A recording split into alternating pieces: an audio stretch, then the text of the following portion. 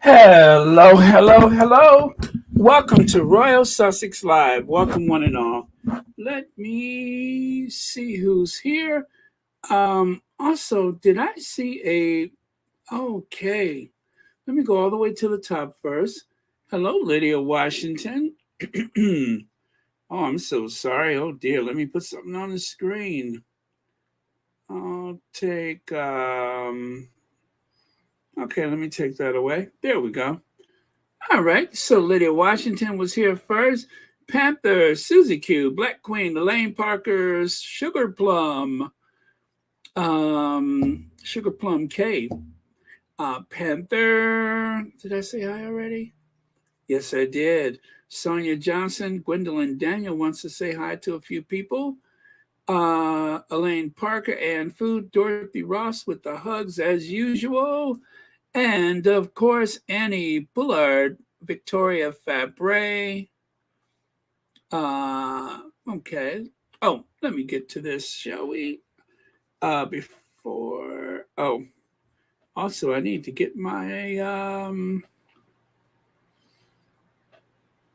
all right. Sorry about that.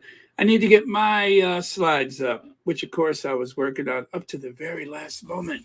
I really want the Sussex family to show up in April and stay all through the month, go to church and walk around Windsor like they used to do, give a party for Archie, and then leave on May 5th. I like that. I love the shade. I like that. Wouldn't that be fun? Oh, yeah. I like that. I like that. Show them your behinds on May the 5th. That's what you need to do. On May 5th, as people are trying to enjoy the coronation, let them see you boarding a plane. I love that. That is perfection. Let me see here. Okay. All right. I'm just going to go all the way to the very last. Hey, Sheila Watson and Judy. But yes, thank you so much, Kim Peaches, for the super chat. Great idea. Thank you so much for being here. And remember, there are no leaks in Montecito. There are never any leaks in Montecito. So, whatever anybody tells you, whatever the hype you hear, there are no leaks in Montecito. There never has been, and there never will be. The Sussexes. Connie Balmer! Hey, Connie Balmer. Elaine Parker, thank you so much for the super sticker. And as always, thank you so much for being a member of Royal Sussex. Okay, but yes, there are no leaks in Montecito. I have it on good authority that there are no leaks in Montecito. The sun always shines, except for when they have that once in 100-year torrential downpour. But other than that, it is idyllic. It is located near some little mountains, hence the name Montecito. And they have a great polo club. I mean, it's ideal. I think there's what 8,000 people that live in Montecito. I mean, look at those beautiful mountains in the background. Now, as a city dweller, I had never lived near the mountains, but I discovered while visiting Las Vegas that it is very cool because it's almost as though the mountains set the mood of the day. You have the golden glow in the morning, and of course, the dark purpley shadows and all that kind of stuff. So it's like another experience. I've never experienced that until I found myself in Las Vegas, and I'm like, wow, this is really cool living by mountains. Now, where's Lake Michigan? Oh, there's Lake Mead. That's nice too. But yeah, so that is really cool. So thank goodness the Sussexes are in Montecito, where there are no leaks. They have a very loyal staff that is very much devoted to them, and also even away from that, you may have noticed that there, even though people were like, "Oh, they're moving to LA," which LA is kind of far away, but they're moving to LA. oh, why would you go to the very hotbed of paparazzi? Well, it hasn't seemed to have been a problem thus far. I mean, in spite of everything that they tried to do, I think things have been somewhat, still since they left Tyler Perry's mansion and moved into their own place. There was that one day when our Duchess was stalked on the way to school with Archie. But aside from that, there hasn't been much. And when they go out to dinner, of course, there's no real assumption of privacy at that point. And I do believe that most times when we see any images of the Sussexes out to dinner with friends or, you know, any place public like that, it's not usually a photographer. It is usually just some person with their camera phone who, ends up making a quick butt. And that's about it. So they're not hiding from anyone. The Duchess hasn't been hiding. I just think they haven't been able to get any footage of her because one thing about California, especially Southern California, most people respect your privacy. Just like with New York, it's like an unwritten rule. When you see a C lab, you don't, go crazy. You just go about your business. You nod, you say hi. Sometimes you just don't pay attention. So, not exactly what they assumed for the Sussexes. They are doing amazing. um, they're thriving, right? Tina Taylor, thank you so much, Tina Taylor 247. Thank you for the super sticker and thank you for watching Royal Sussex. And happy Thursday to you. Well, I cannot believe it's March the 2nd. Oh, wow. Where has the time gone? It's like February went by in a flash. Okay, thank you very much. And let me go on here. So, in case you don't know it, celebrate Women's History Month this March, honoring the accomplishment of women. March is Women's History Month, commemorating and encouraging the study, observance, and celebration of the vital role of women in American history. So, yes, every March we celebrate that. I almost forgot about it. And then I'm like, wait a minute, it's March. So don't forget to celebrate the contributions of women in the United States and their, what do you call it, their contribution to history. Don't forget that. I probably won't go as far in as I have for Black History Month. But then again, as the inspirations come up, I'll probably say something here and there, maybe even later in this Royal Sussex. Leg says the problem that those correspondents don't understand is there are many celebrities in LA. People respect privacy there and are not trying to prop up only one type of celebrity. Amen to that, Legs. And that is very true. They don't get how we move here in the U.S. They don't get that. The idea of celebrity and most people are just unfazed by it. And let's face it, if you live in Montecito, you probably got a nice income anyway. What it costs to be there and to stalk people, and not to mention the fact being such a close knit community as Montecito, there are people that are going to rat you out, as we have found out with Orlando Bloom texting Harry to alert him that there is a beautiful woman sitting in the front seat of that SUV. And so the idea was you look at this beautiful woman, whoever they were looking for, whoever they were stalking, and you don't pay attention to the grown adult man laying down in the back of the SUV behind the smoky dark glass, trying to take photos. That was the plan. But the thing is, people know when you don't belong in the neighborhood.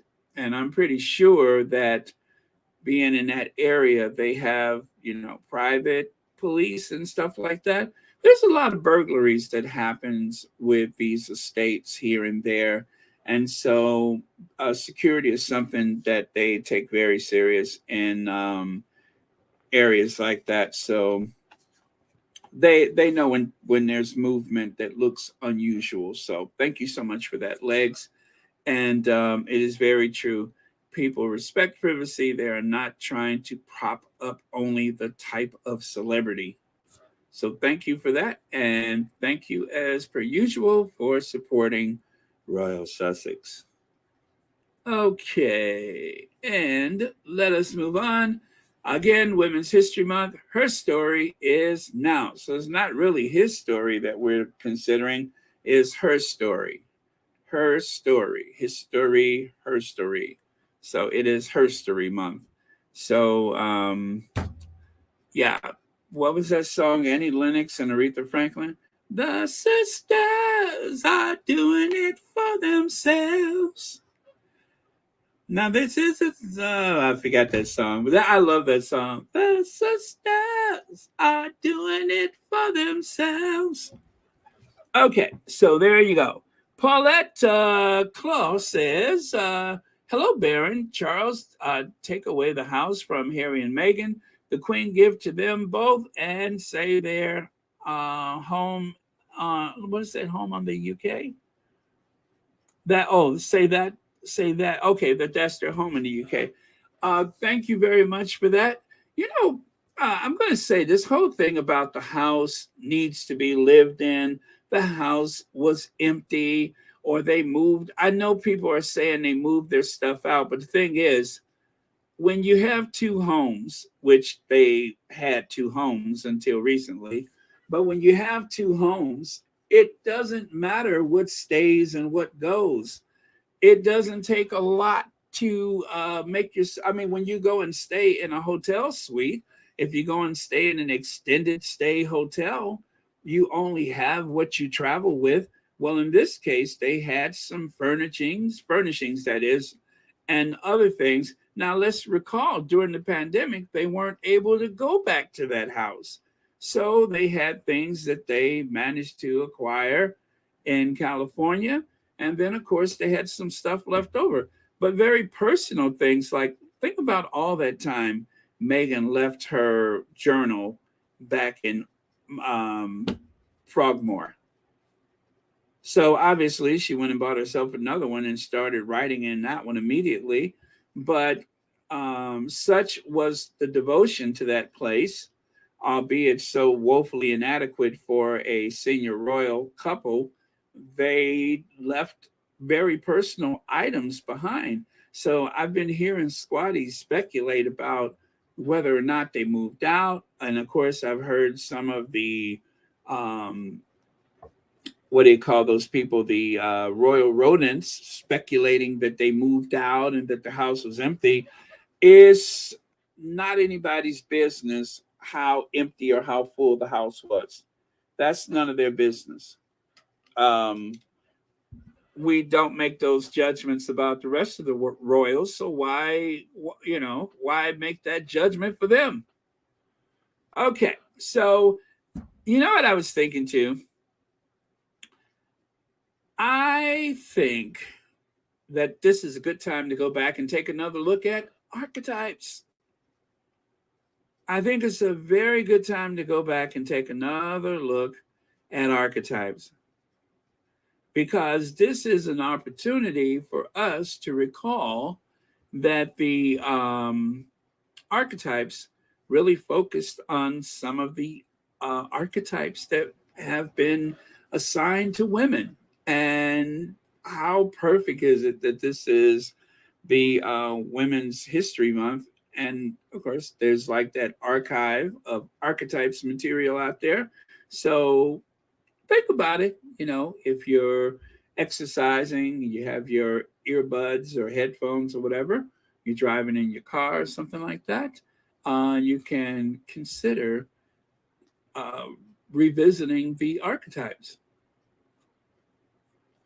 All right. So, and let us remember as we think about the contribution of women in American history, look who has become the most influential woman in America.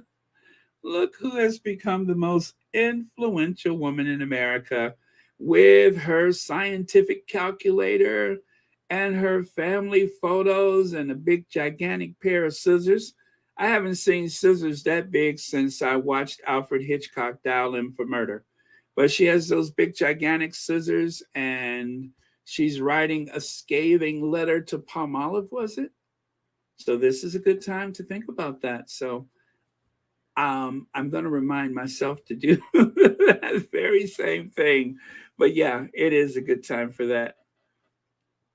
I know, Anfu, it does boggle the mind. Baron, how can a wedding present be taken away by a cruel king? This is very unusual. It's a matter of do as I say and not as I do. Doesn't that describe everything about Charles? And that big thing that I had been saying about Charles for a while, um, and I know some people take it as though I'm trying to excuse the Queen, but the thing is, whether the Queen has a shady history or not, the a possibility or the alleged elder abuse that some people have been speculating about, although I must say alleged or possible. Um, there's a lot of people that I have known over the years that have worked in care homes for the elderly, and they routinely have some of the patients refer to them by the N word and other horrible things, which kind of tells you it's like a window how they have lived their life in the past. But the thing is, they are old, they are vulnerable, and they are very much subject to suggestion. And I don't mean not that they don't have their thought suggestions, but they're vulnerable and they can be very afraid of the people around them, no matter how much power they supposedly have. And one thing that we have got to realize is that Charles isn't just now pulling down the house around the Windsor family. He's been doing this for a long time. Um, I do believe that Harry alluded to the fact that that the and not just Harry. I heard it someplace else that there wasn't much thought or consideration about what came out of the Queen's household. Slowly but surely and methodically, people deferred to Charles as though he was a regent. Now, I don't know how true that is, or again, this is not to excuse the Queen of anything, but my point is Charles has been wielding a lot of authority, much to the detriment of Harry and Meghan. And so it's easy to blame the Queen for it, but I just don't think she had much say in it. I still say the last decision that the Queen made, the last big decision, was the uniforms at Philip's funeral, or the lack thereof. But aside from that, Charles, that Scorpio, has been doing a lot of this stuff behind the scenes and pretending as though, they would shift the blame to the Queen, whether or not the Queen was even aware of certain things in the last couple years, I really don't know.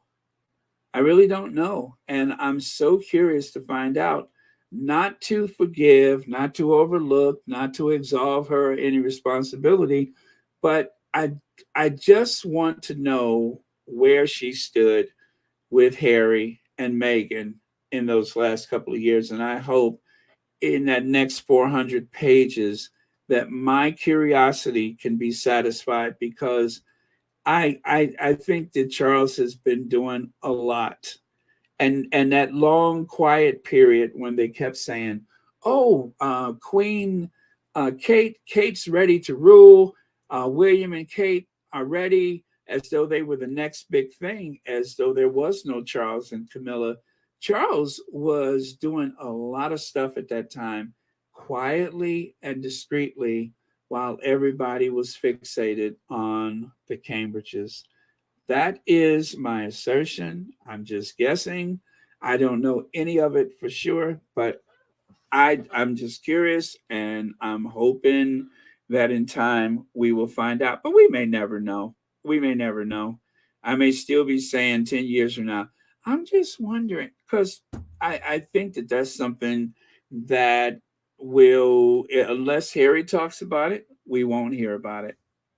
That's the only way we'll know is if Harry is more forthcoming in the next book or even the book after that. And if that doesn't happen, well, then that will be that little curiosity that's lost to the ages. Thank you so much, Anfu.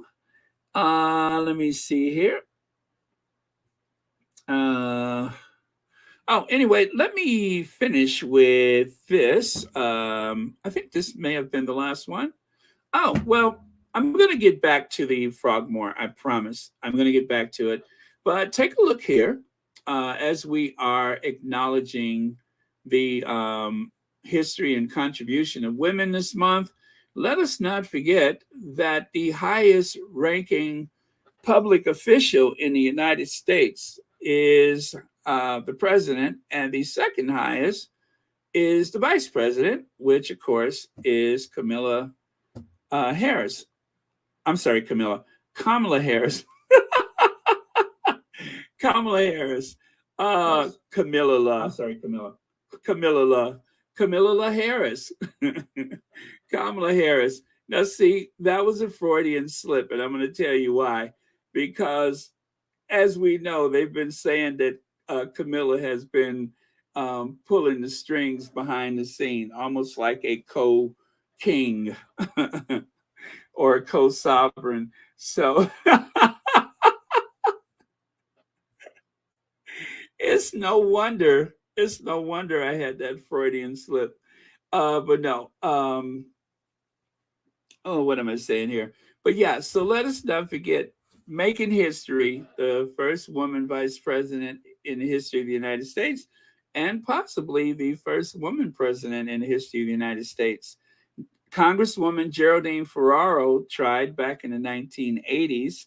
And of course, was it Shirley Chisholm who ran for president back in 1968? And I believe she was in Congress. So, and then let's not forget presidential candidate Hillary Rodham Clinton back in 2016. So the glass ceiling is slowly being broken. And of course, we've had the most powerful woman before our vice president was our Speaker of the House. And that, of course, being the Nancy Pelosi. So, I mean, in practice, Nancy Pelosi had reached the highest height because there's not really a defined power for the vice president. However, in terms of the line of succession, you would put the vice president first. But during the time when we had the Speaker of the House, Nancy Pelosi, vice president or not, the Speaker of the House is a very powerful position. So, in terms of, rank, really is the Speaker of the House. But in terms of secession, that goes to the vice president. That's the way I see it. So, and look at that darling little girl. Don't ask me. I don't know who she is, but she posed for a photo with the vice president. And as you can see, she tried to contain herself as long as she could. And then she let out the so this is like one of my favorite photos for today, but there are several, as you will see, coming up. So this is just one of many. Okay, I'm gonna stand up. I have a standing desk and I need to stretch. So if you can hear something that sounds like a electric motor, that is my desk rising into position. All right, and then let us remember too that they are going to try and Hillary Clinton, Kamala Harris, whether you like her or not, glass ceilings are meant to be shattered. So it's got to happen, and the sooner the better, because we had a pig for a president just a couple years ago, and it really moved the dial backwards. So I'm saying we're moving forward, and we shouldn't go any other direction. So just consider that, if you, whether you like it or not. This campaign against Kamala Harris has started like 2 years ago, of course, before the election, but ever since they were sworn in, they have been trying to shape people's thoughts and minds where Kamala is concerned. And it is frightening because it's like Hillary 2.0. So she laughs too much. They said that about Hillary. She's power hungry. They said that about Hillary. I mean, it's the Hillary playbook. Um, and they're going to use it. So be ever watchful and try not to let that stuff get to you. Okay, and with that, I'm going to leave it here for a second. I'm going to take a look at a few of your comments. Frogmore. Oh, Charlotte says Frogmore Cottage, un uh, okay, I don't have a clue. It is a petite mansion, a small mansion, and it is for a de domestique. So it is for a worker, not Harry and Meghan, of course. And they have a place in Manoa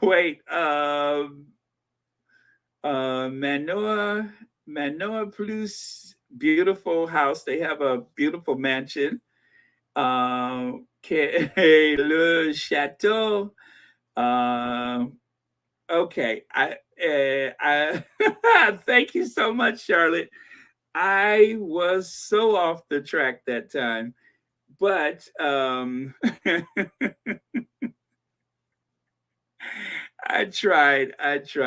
But thank you so much, Charlotte. You know I'm looking for it. And wait, where is it? Where is Charlotte?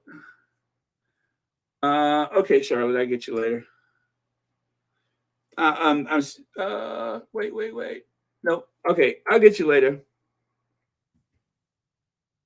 Huh, I don't have it. All right, but thank you so much. And let me go on. And all right, I'm multitasking. That ain't working out for me. Okay, I'll take a look at another comment here. Thank you, Charlotte B. All right. Hey, Sean. Adrian Burrell says, I don't think this coronation is going to survive all the hurt and pain Charles and Camilla have done to people. Nothing good is coming their way. Is what, 9 weeks now? Is it still 10 or is it 9 weeks? There's a lot of things that can happen.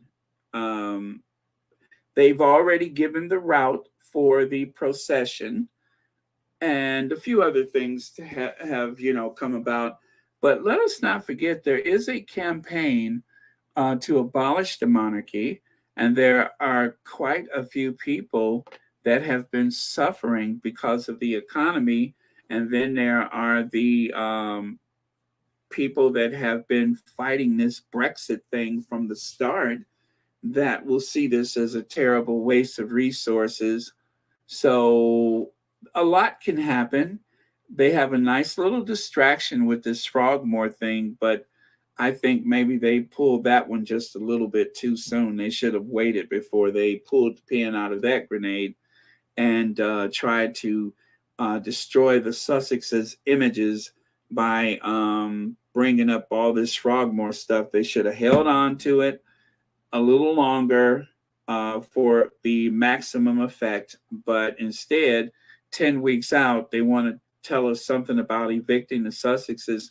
Who's even going to think about that around the time of the coronation? It'd be interesting if they could still stoke the flames of the Frogmore between now and then, but there's a lot of other things that can happen. So let's see what happens. Thank you for your comment. Uh, 10 says, what I don't get is what happened. I'm sorry, is what I don't get then what happens to the York's current residents. I think this eviction is just a ruse to get Camilla Brood in. Well, their status is going to be elevated by the coronation day. Plain and simple, they may receive some titles. They already receive government funded security. And let me see what else. And then they're going to get the grandchildren involved in some kind of way. So maybe since Charles has become king and perhaps using the smoke cloud of a coronation, perhaps they will make that move to a larger, more suitable royal residence. I mean, because imagine you're Camilla and you've done all of these things that nobody ever thought you could do. So Camilla, for once in her life, gets to be the pretty girl. I don't mean that pretty girl, but she gets the attention that otherwise, I mean, let's just face it. If Camilla wasn't with Charles, with a face like that and a voice like that, she would probably be a cab driver in London, but she's not. So, so she gets to pretend as though she's the pretty girl, right? She gets to wear all the nice frocks. She can throw parties and people will actually show up. And because of that, the status of her children have been elevated to the point where she would find it unsuitable for them to live in anything smaller than, say, what Anne or any of the rest of the kids have. I don't know, but I'm guessing that she may want to use the occasion of the coronation as a smoke cloud so that she can expand the ranking and the status of her family for future generations. I don't think she's just thinking about now, but let's face it, she's in her 70s. She may have a good 10 years, whatever plan she's trying to hatch. She may have about 10 years to make that plan work. So better sooner than later. You know what I mean? Better sooner than later. So after the coronation, they don't have anything. I repeat, there won't be any big royal weddings for at least 10 years, possibly 15 or more. There's not going to be any big royal weddings, right? And let's face it, the next really big royal wedding is going to be the next heir and the spare. Aside from that, they have nothing. The only thing that could happen in between that is the likely, well, okay, not likely, but possible demise of either the sovereign or the consort. And if not that, then there won't be much. So unless one of them slip away in the night, they don't really have anything. That's a long drought of them trying to justify their positions in the hearts and minds and pocketbooks of the British public. What else do they have? Nothing. The only thing that is going to be of any interest is whatever Harry and Meghan does. Aside from that, it is going to be one big long sleep. Earth flop went nowhere. No one can even tell you what the initiative Kate has been mumbling about. We don't even know what that is. So what do they have? They have Troop in the Colors, but that's with Charles. And they have Commonwealth Day. And that's Commonwealth Day. So what's left? What's left? Because I promise you, Commonwealth Day is going to really take a nosedive after this coronation. I promise you. That's my prediction. Commonwealth Day. There will be a Commonwealth Day, but the amount of interest in the Commonwealth Day is going, because that was the Queen's child. That was the Queen's fifth child, was Commonwealth Day. So what's left? What's left? Fewer and fewer people with any memory of recollections of the Second World War are going to be around. That's just a fact. A lot of them are, gone. So the Queen was like the last of World War II. She was the last in that family that has any status that remembers the Second World War. So they don't even have that. Who's going to tune in to watch Charles try to fulfill his mother's shoes? Not many people. So it's a big fat nothing burger for the next 10 years. Everybody adjust your pillow, take a good nap, because there won't be anything happening with that family. So thank you so much, Tin, and thank you so much for the super sticker. It is going to be a big fat nothing burger. And Fu says, indeed, Baron, I am 70 years old and I am aware of elderly abuse. I feel that alleged son took his pent-up rage over the years on that poor queen. And Fu, he was preparing for an interview with NBC television. We saw his mother the week she met the new prime minister. He saw his mother and had enough sense to go and be with her. But where was Charles? Charles was, I don't know. If they had to drive, I would say it was at least 2 hours away. Charles had to be fetched by helicopter just to catch his mother's last breath if she wasn't gone before he got there. She probably was unconscious by the time he got there. So they had to send for him. I was preparing my little collage of things for the Queen because I saw her. But he didn't have enough sense to be under the same roof with his mother while she's so close to the end. So that is something that has stuck in my mind ever since. How were you not with her that close? We saw her that week. She was on her way out. That doesn't make any sense. Unless he just didn't really care. Unless the amount of respect that he had for his mother was so lacking. And, his idea of a parent is different from everybody else in the world because of his unique situation of being the heir. And there's just a lot of things that Charles does not have enough sense in his head to take notice of. And then the things that he should take notice of course, he doesn't. Things that he shouldn't worry about, he jumps head first into it without any regards as to who gets hurt or what the consequences are. It's like somebody dumb enough to jump into the shallow end of the pool, to dive, should I say, in the shallow end of the pool head first. That's Charles. And then the other end, he sticks his toe in, he looks around. He may or may not get in the pool. That's the way his mind works. He doesn't have good common sense. But ask him about organic this, or ask him about a stately home or something like that. He's got you. But other stuff, he just doesn't have much sense. He didn't have enough sense to be with his mother as she was nearing the end of her life. He's miles and miles away setting up for an interview. If that was me, that would be all I could think about. If it took me a month, I'd stayed under the roof with her until she improved. But we could see from the photos, there was no improvement.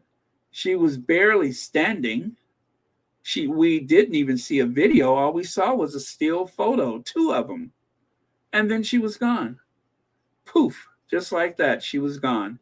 And where was Charles? Miles and miles away, playing king. Already king in all but name only.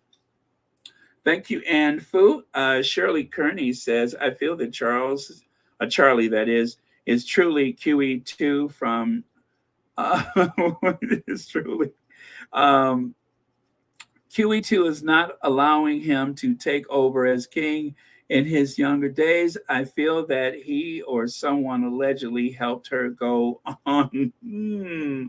Well, Shirley Kearney, thank you for saying allegedly, or is it Kearney?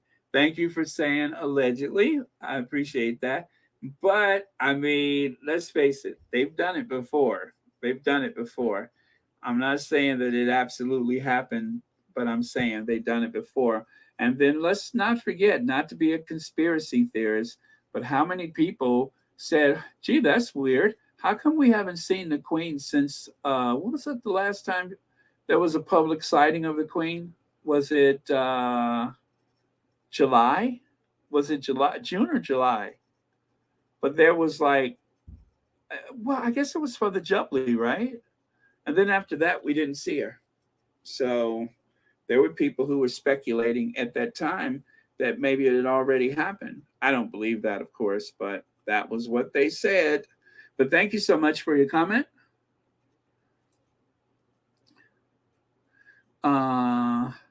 Noreen Lovelock says, Baron, it makes no sense now. Why the Queen never retired? She knows how spiteful and petty Charles is. He's not fit to be king.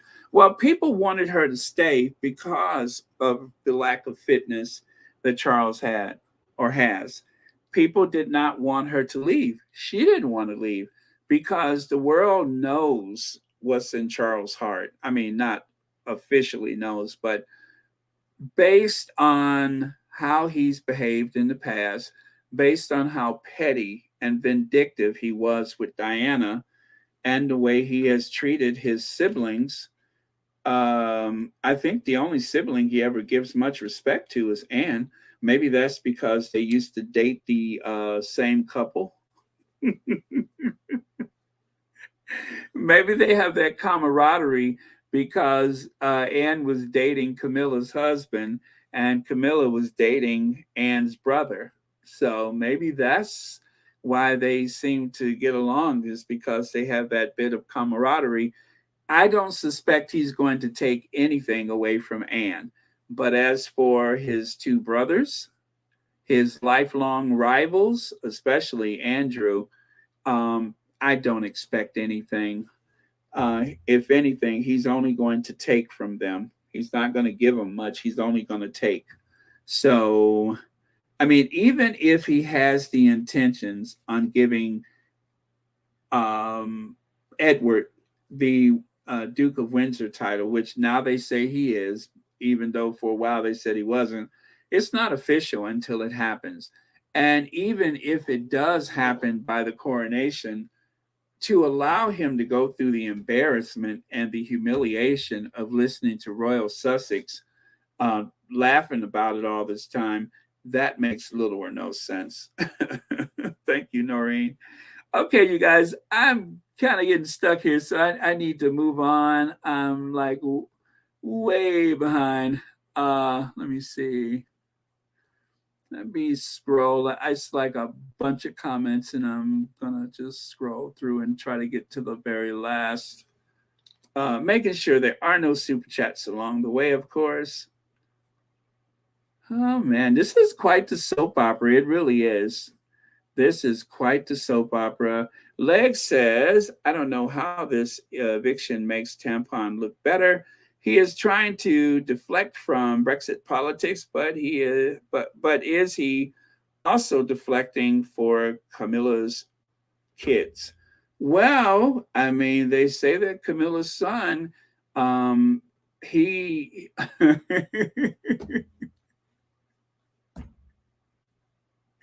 he's had a problem with some chemicals in the past. That's what I heard. And as for the daughter, I haven't seen much about her, but deflecting in that Camilla's son had been in trouble and the tabloids had been reporting, and then all of a sudden they stopped. They found something else to talk about, possibly due to the, leaking from whomever. Camilla, Camilla. Oh, excuse me. So that was one way that happened, possibly, allegedly. And then the other thing is, if you're going to fatten their pockets, if you're going to move them into a bigger household, and let's just say this, the big excuse for putting them into royal residence will likely be security. That is going to be the big thing. So they're going to say that security for them is pretty dodgy right now. And, sorry about that. And that they need to be under the umbrella and protection of Great Windsor Park or maybe even Kensington Palace. You know, they'll find some use for them. They'll find some place for them. And let's not forget too, Parker Bowles. What's the husband's name? Tom Parker Bowles, Peter Parker, whatever his name is. Camilla's first husband. He attended a funeral on behalf of Camilla. They're all good friends. There's no bad blood between anybody to do with the Parker Bowles household and the Windsors. Everybody's good, except, of course, Harry and his being sacrificed at Camilla's altar. But everybody's happy. The only people that are still feeling the heat of Camilla are the Sussexes. But the rest of the family, including William, they're all cool. They're all cool with everything. So thank you so much for the super chat legs, and thank you for watching Royal Sussex. Happy Wednesday. Okay, I hope I'm not missing any super chats. Good Lord, there's a lot of comments. Woo! I mean, okay. Official Lauren Brown, what's up? Hey, Lauren. Hi, Baron. Hi, lovely. Mods, miss you all. So busy. Yes, you have been busy. Well, I hope everything is going well. And please do let us know if you have any up and coming videos that you want to share with us.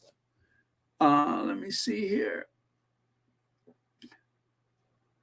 Have some negative headlines. Let me see. Camilla needs to have wait. Camilla needs someone to have for negative headlines when Harry and Meghan are gone. How long will it take for her to go for Will and Kate? I don't think that I don't see that, because see, this is the thing. Well, anyway, let me finish. Why would Kate associate with that trash woman? Duh.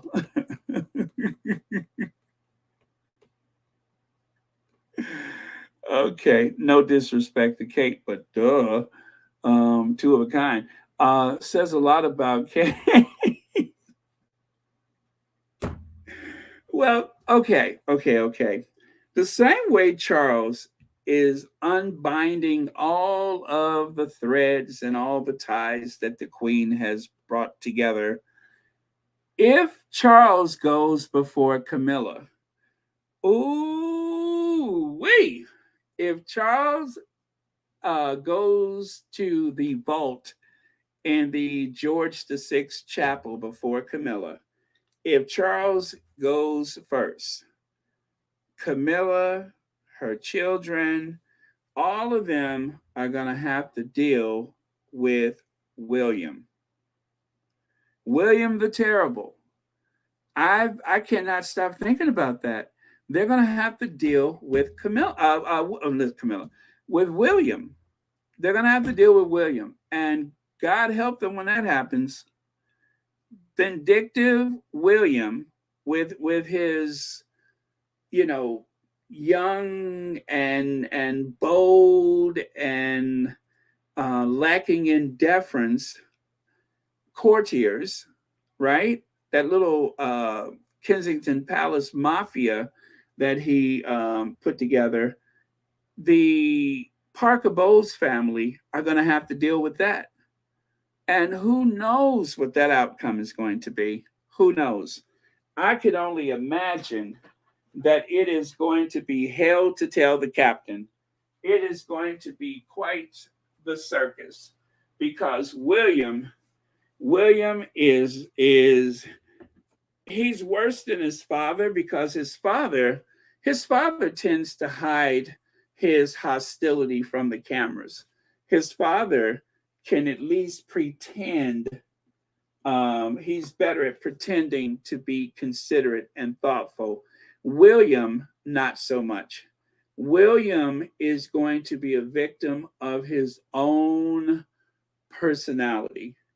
It suits Charles because Charles just does things very covertly, and he releases things in a way that he can always try to make himself seem sympathetic. Like right now, some people are sympathetic toward him no matter what. But William, I don't suspect that William has the same type of connections. I don't think so. I think that there are people that are going to kiss up to him, but I don't see it now. He hasn't had enough time as the Prince of Wales to cultivate those types of relationships. He just hasn't had the time. He hasn't been Prince of Wales long enough. He's been a heir and a spare um, for his. Well, I don't see that for William. I don't think he has those connections, and it's somewhat more.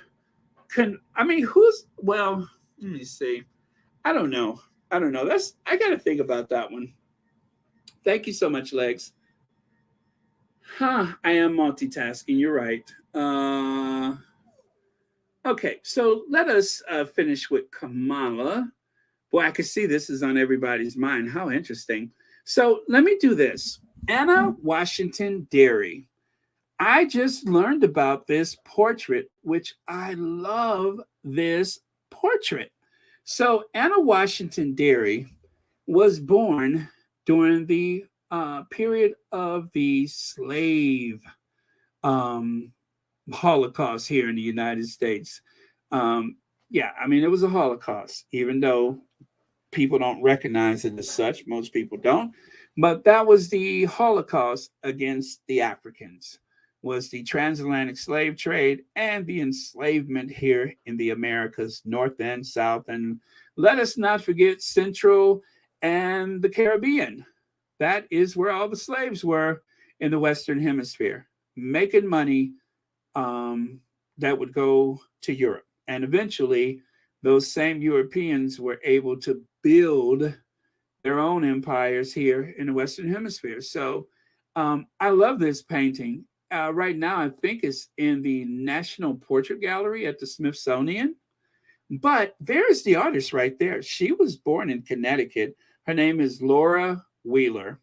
And here you can see her in the Cheney studio. She went, and actually, she taught at a historic Black college.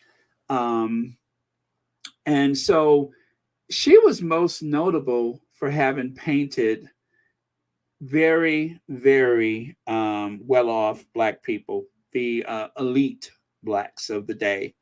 And so the one painting that she is most famous for, oddly enough, is this painting of a former slave. And nowadays, her paintings are selling between five to, I think they said $50,000 each. And the prices are slowly creeping up the more notoriety that she has gained. And right here, you can see some of her work. I believe that the red dress in the upper left, oh, wait, I'm sorry. That is Marian Anderson.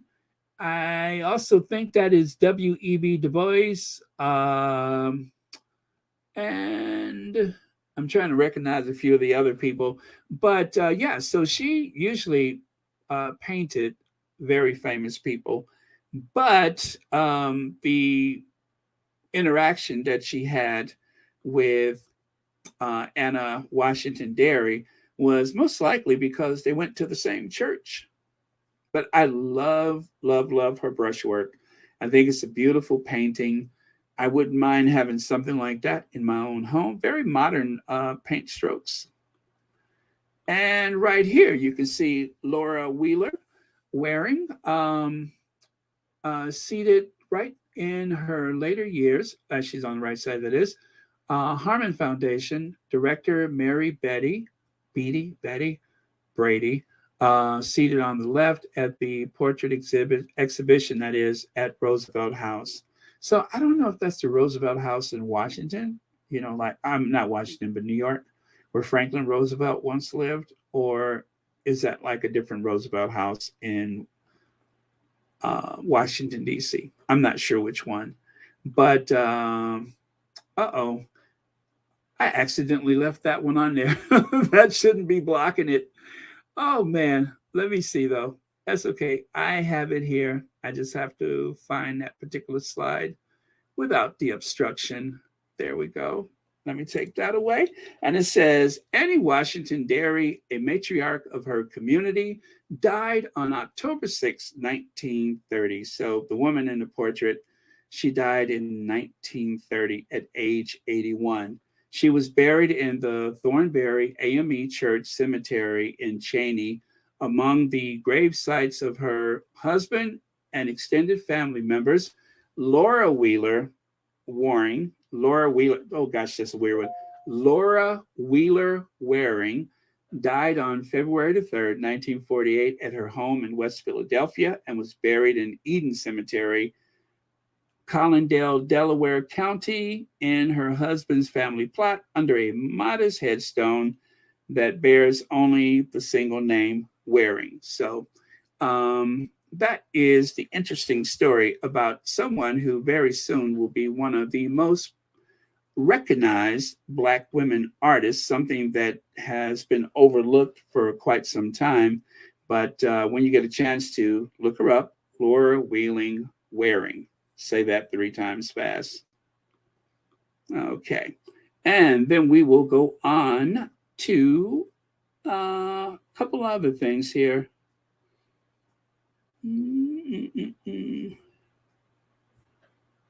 Okay, I'm looking at your comments. Okay. Marjorie says Chucky may change royal orders protocols to ensure his queen is well taken care of if he passed before her.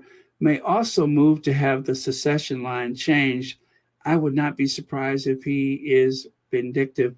Well, line of succession change. I don't know if he can do that without the parliament, right? I mean, they would have to have a very good, compelling reason for that.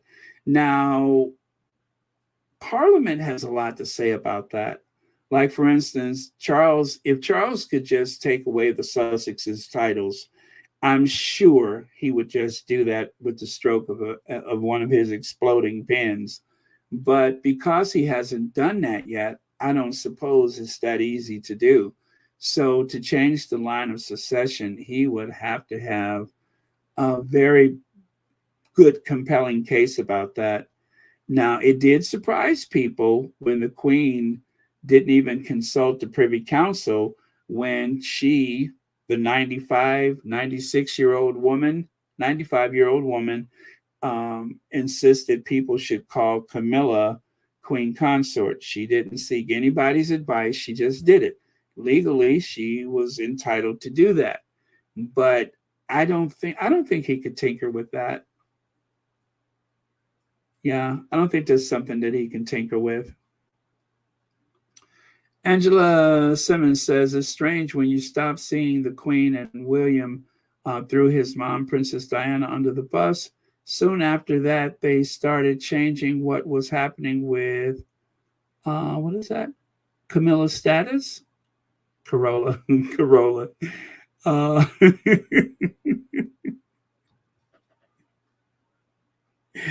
are you comparing her to a cheap budget car? Something that's basic That's a good one though, Corolla. So Ford Fiesta and Corolla. I like that. Uh, all right. Okay. So let me go on with Harry here. So describe the rest of your life in 5 words: freedom, happiness, clarity, space, and love, right? Well, if you take a look here, one of the squatties put that on a banner, which I thought was really cool. So I'm going to hang on to this one. I like that. Freedom, happiness, clarity, space, and love. That is the 5 things that will describe the rest of Harry's life. So I'm going to try to remember to put this in the community tab and on the Twitter if anyone else is interested in just hanging on to it for future. But yeah, I like the way that worked out. And then here, as you can see, it is International World Book Day. It is World Book Day. I didn't even know that that was a thing. So I combed through the interweb and found a few photos. Like the kid on the left, looks like he's, did they print that out and put it on a little sandwich board for him? That is very cool. And then it almost looks like, what is the artist's name? The Van Gogh. He almost kind of looks like a little Van Gogh painting. Yeah, he has quite a bit of a Van Gogh thing going on. And then the curly carrot top here with the oh, I just noticed he's wearing army fatigues. He's wearing some khaki army colored pants, and he's wearing his camouflage shirt. Very cool. And I don't even want to know what they used to create the beard. I don't know why I'm thinking spaghetti sauce. Yeah, I don't know why I'm thinking spaghetti sauce, but I'm kind of feeling spaghetti sauce was the um, paint of choice. The other kid, I'm not sure, but that's they've I like that. They've done a good job. But yeah, so both of these are adorable. He didn't get to make it in to preschool today, but doesn't mean we couldn't dress up for the occasion still. Ha, very cool. And then here you can see, I guess that's brother and sister. So obviously he's spare, but I don't know what she's supposed to be. But they were a double act, so I left them together. And then the middle spare is pretty cool. Great beard, by the way. Um, and then on the right, I love that. I love the kid on the right. Oh yeah, the kid on the right. It looks like he's in a wheelchair. So maybe that's from the Well Child. Maybe, maybe. But pretty cool. Pretty cool. All right, here. Let me see. Okay. No comments about these. Very cool. Last one here. Congratulations to our senior house costume competition winners. First place is Elsa. Really? Is that Frozen? And second place goes to Cruella. And oh wait, Elsa. Well, Elsa is her name. Elsa doing Prince Harry. Okay. Third place is Cruella, and then Gangster Granny. Is that supposed to be the Queen? Gangster Gan? Oh man! Now something tells me that the one that's wearing the LA shirt. Okay, I get it. Harry in LA. Um, Something tells me that they could also repurpose that costume for St. Patrick's Day. I really do believe that they could repurpose that costume for St. Patrick's Day. I'm just saying. I'm just saying. Anyway, adorable. Now, if you want that Meghan Markle look, you're going to have to wait a little while because, as it says, notify me when available. Meghan Markle looks chic for date night with Prince Harry. The Sussexes stepped out on a rainy evening in Los Angeles where she is wearing a Carolina Herrera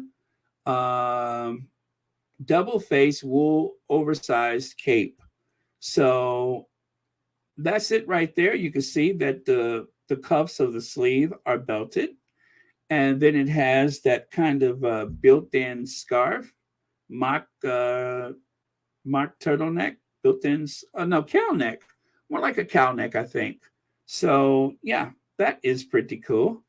And you could just kind of you could belt it if you want to. There's so much you can do with that. But very, very cool. Very cool. And per usual, our Duchess is looking mighty chic. And I found out too that those are not leather pants. They're vegan not leather, vegan leather. So they're not real leather. They are made of a vegan leather, which means, of course, I believe when we were calling it vinyl when I was growing up. But anyway, but no, actually, vegan leather means that it's probably made out of soy, but I believe they make it from a plant-based material. So, yeah, I know expat lifestyle. I was thinking about that. I bet Kate got the coat before it sold out. I was thinking about that. Kate probably made a run for it as soon as possible. They probably have a staff of people waiting around the clock to purchase anything that Meghan has worn as soon as it comes out.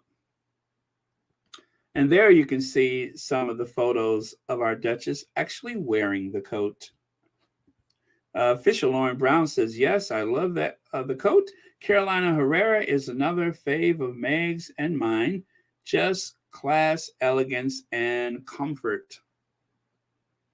Yeah, Carolina Herrera. Get them while they're hot. But you may have to wait for them. And I think the price was quoted at, it was about $1,500 at the one particular place, but then they had it marked down for that ad. It was marked down to almost 1,000, just shy of 1,000, but they're out of stock. And the sizes were extra small to large. Extra small, small, medium, large. Those were the sizes. Prince Harry laid bare his love for rugby on The Late Show with Stephen Colbert in the US. So, right here, you can see um, Rugby World actually posts this image of Harry in the locker room, chasing down his favorite players, asking for an autograph. And Harry did mention that he was such a big fan and that he actually invaded one of the locker rooms when he was a kid. There he is, all young and uh, no beard. I mean, he's a little pubescent teenager, and he's in the locker room with his favorite players, in awe, of course, of their talent. So there you go. And that was what they mentioned on Stephen Colbert. Now, I don't know if that was the exact occasion, but he is holding a jersey for them to sign it for him. So, but that was one of those questions that Stephen Colbert had on his show. Have you ever asked for an autograph? And if so, who? And so Harry gave him or told him the story about that incident. Let me see. Do I have that? Oh, yeah. There it is. It was the Colbert questionnaire. And have you ever asked someone for their autograph? You can see it over there. But there were a total of 15 questions in case you missed it. It is going to be on the YouTube channel for Stephen Colbert. And if you have Twitter, it was one of the last things they posted. So make sure you look for it. Very cool. And there is Harry doing his thing out there playing rugby.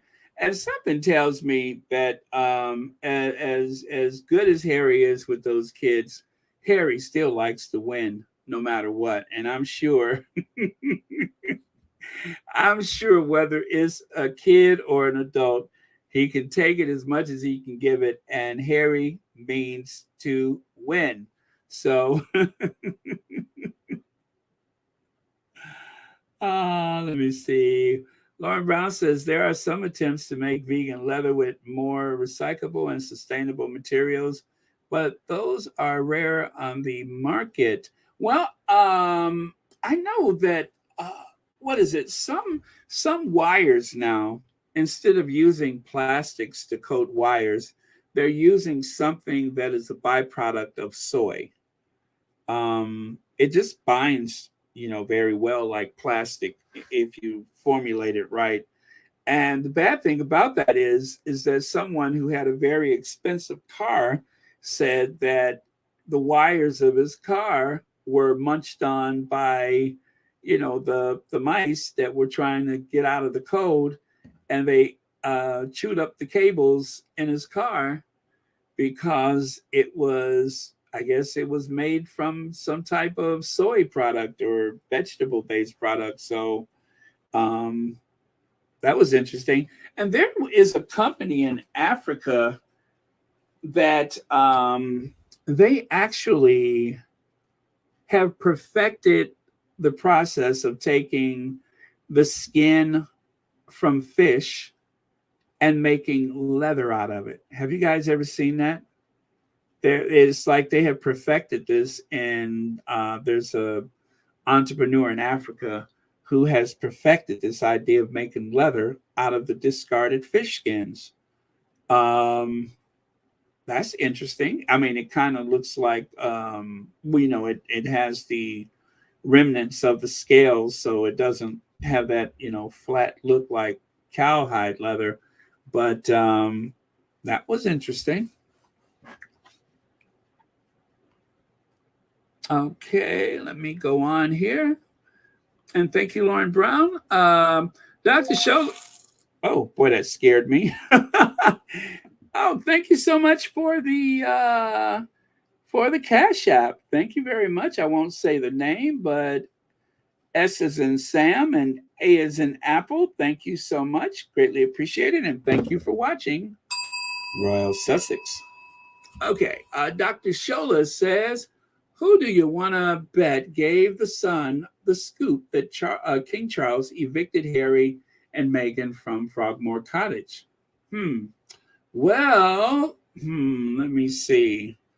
Is it the one who went out to that lunch with those nasty journalists and those washed up actors? Some of which I used to respect until I saw them at that party. Or could it have been someone who cannot seem to book a band for the biggest celebration in the UK? Oh gosh, I almost slipped and said something wrong. Since the Jubilee.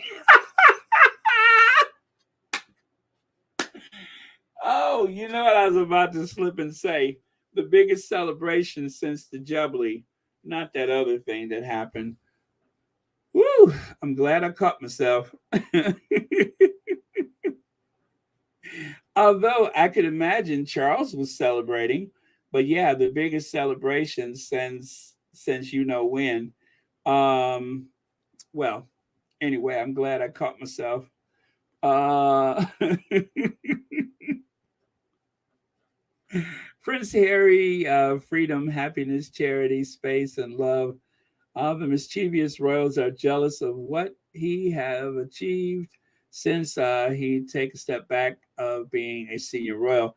Beverly Isidore, they are jealous, and the rest of the kids in that family, the whatever senior royals are coming down the pike, are going to receive a fine lesson in escaping an institution. Trust me when I say that. They have just received a fine example of how one can escape an institution. Right here we have, oh gosh, James O'Brien. Now I'm gonna let you guys hear this little sound bite. James O'Brien actually put into words what a lot of people have been thinking about the media, about Charles, and this whole. Well, anyway, I'll let James O'Brien do it. Now, hopefully, this won't act funny, but sometimes it does. So be prepared to adjust your sound. And, ooh, Okay, let me get rid of that one. And okay, here we go. Here we go. Almost got it. So if you haven't heard this, it is pretty cool. Let me know if you can hear it. And that he had betrayed. Just imagine that Charles was persona non grata with the right wing media, and that he had betrayed. This is how you'd write it: Charles betrays his late mother's wishes by depriving Harry of a home in England's green and pleasant land. I'd add that bit as well, a little bit of William Blake there. You can almost hear Hubert Parry tuning up in the background. Cruel Charles, callous Charles. I can't quite get the alliteration, just sounds a tricky, cheesy doesn't work. So cruel Charles betrays. Cruel Charles betrays late Queen's wishes by stealing Harry's home. Second line. Harry and Meghan denied place in England's green and pleasant land by jealous parent. You see how it would work? Because the Queen gave them a house and he's taken it away. So betraying the late Queen's wishes. That is how Churlish Charles. Thank you. Churlish Charles? Yeah, Churlish Charles. It's tricky that because you're weighing up the alliteration with the stronger adjective. So cruel Charles is much stronger. Churlish Charles. Churlish Charles works pretty well, actually. Churlish Charles steals Harry's house. There it is. Churlish Charles steals Harry's house. Second line, late Queen cruelly betrayed by brutal eviction. That's the story, by the way, if you don't know what I'm talking about. Churlish Charles has stolen Harry's house. The late Queen wanted him to have it. He spent 2.3 million quid tarting it up, and money he repaid, actually, to the public purse after stepping down from royal duties. And lo and behold, Charles has demonstrated according to newspapers, he's demonstrated, let me tell you what the Daily Mail have to say about it, because we could always do with a laugh. Charles evicting Harry and Meghan from Frogmore is the act of a king putting his country first. I love showing you how twisted the media is, because if you're not an anorak like me, you probably don't notice. So that headline could easily be exactly the same story. Churlish Charles steals Harry's house. We've got it. Callous King. Callous King steals Harry's house. That's come from Grant. He's doing a shift as a sub-editor today. Home is better than house. Thank you. We're doing this together. Callous King steals Harry's home. Brutal betrayal of late Queen's wishes. That's it, right? Callous King steals Harry's home. Brutal betrayal of late Queen's wishes. And then you'd have people like Amanda Platel writing articles about how terrible he's trampling upon the grave of his beloved mother. It's so awful. It's just pathetic. It is absolutely, it's the infantilization of a nation. I mean, it's been underway for hundreds of years, but occasionally the absurdity, the hypocrisy, the base corruption of it is so irresistible. Okay, so that was Brother James O'Brien. James said what a lot of other people were thinking, except for the tabloid media. Now, one thing we have to accept is that James actually comes from a family where his father was also working on Fleet Street. I don't suspect his father was a tabloid journalist. However, I love James O'Brien's honesty when he says very clearly, I could have been one of those people. I could have been that type of journalist on Fleet Street. But he's not. Excuse me. And as much as I wish James O'Brien could sit there day after day after day and do exactly what I'm doing for Meghan and Harry. Well, not exactly, because we would rather he keep his job, but that he could step up for them more often. But that's, not his responsibility. But I tell you, when he does step up for them, he does it in such an epic way. Little Omid tries, but he's not there yet. Omid is timid by comparison. And as we have found out, Omid seems to have taken a big step backwards with this whole talk of the eviction. Um, yeah, I'm a little disappointed about that too. But James O'Brien just says what needs to be said, and he says it in such an effective, clear manner that much respect to him for who he is and what he does, especially when you consider, um, he's not just doing a podcast; he's a proper radio person. But yeah, it's great, and I'm glad he did that. So. Uh, King Charles is evicting Harry and Meghan from Frogmore Cottage, leaving them without a UK home and offering the property to Prince Andrew. The palace purportedly chose to evict the couple after the release of Spare. Charles is said to want Andrew to move into the 5-bedroom property. Duke of York currently lives at massive royal lodge, paying very low rent. So let's dissect that, shall we?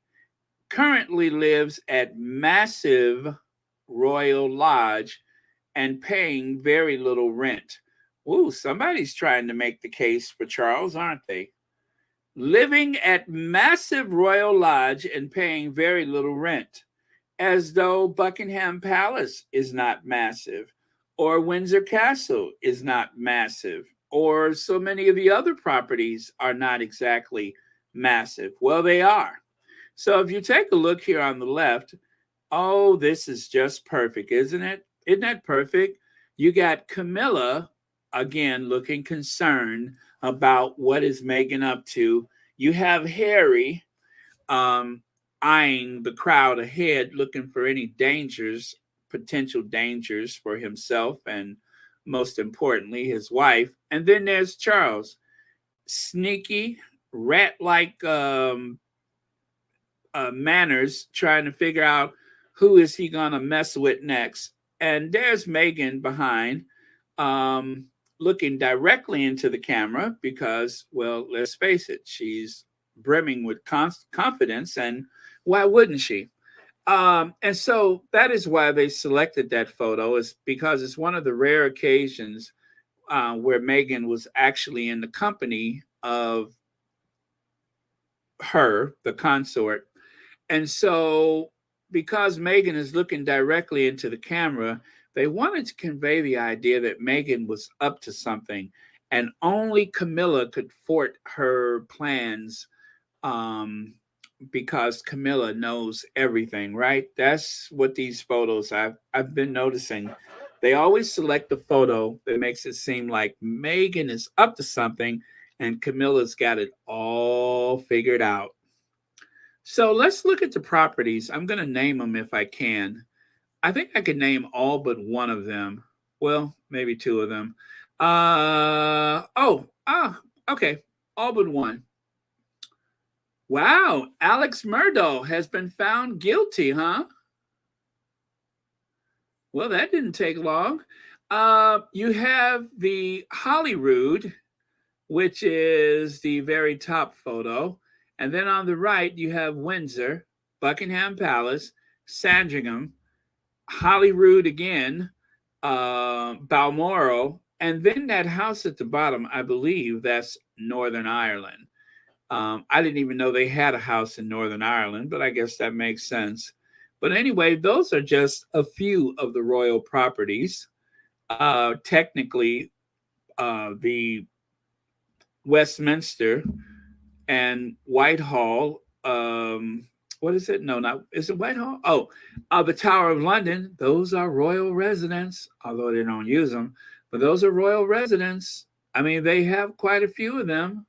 And then Charles has this very weird thing with the Dumfries house and, of course, Highgrove. Anyway, my point is they got houses up the wazoo. And I didn't even picture Kensington Palace here, the world's poshest council housing, but they have all of those available. And also not pictured here is the house where Princess Anne lives. There is the Wessex Manor, whatever that house is, which is huge, by the way.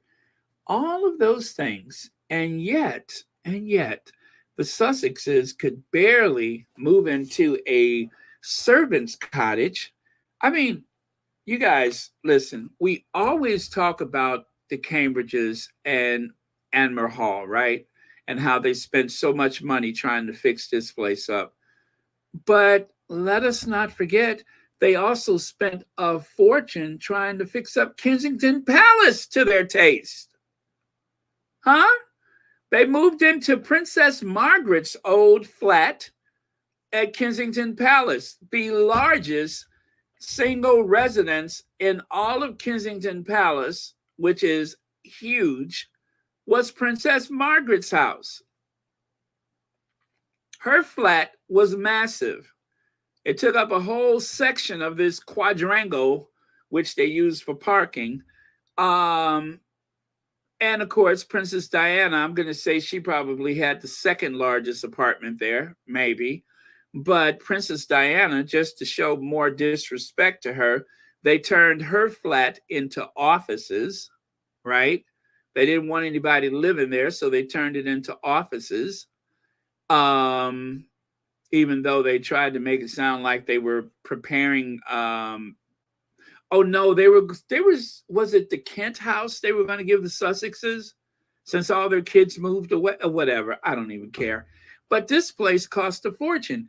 And the family that lived there was evicted so that the Cambridges could move in.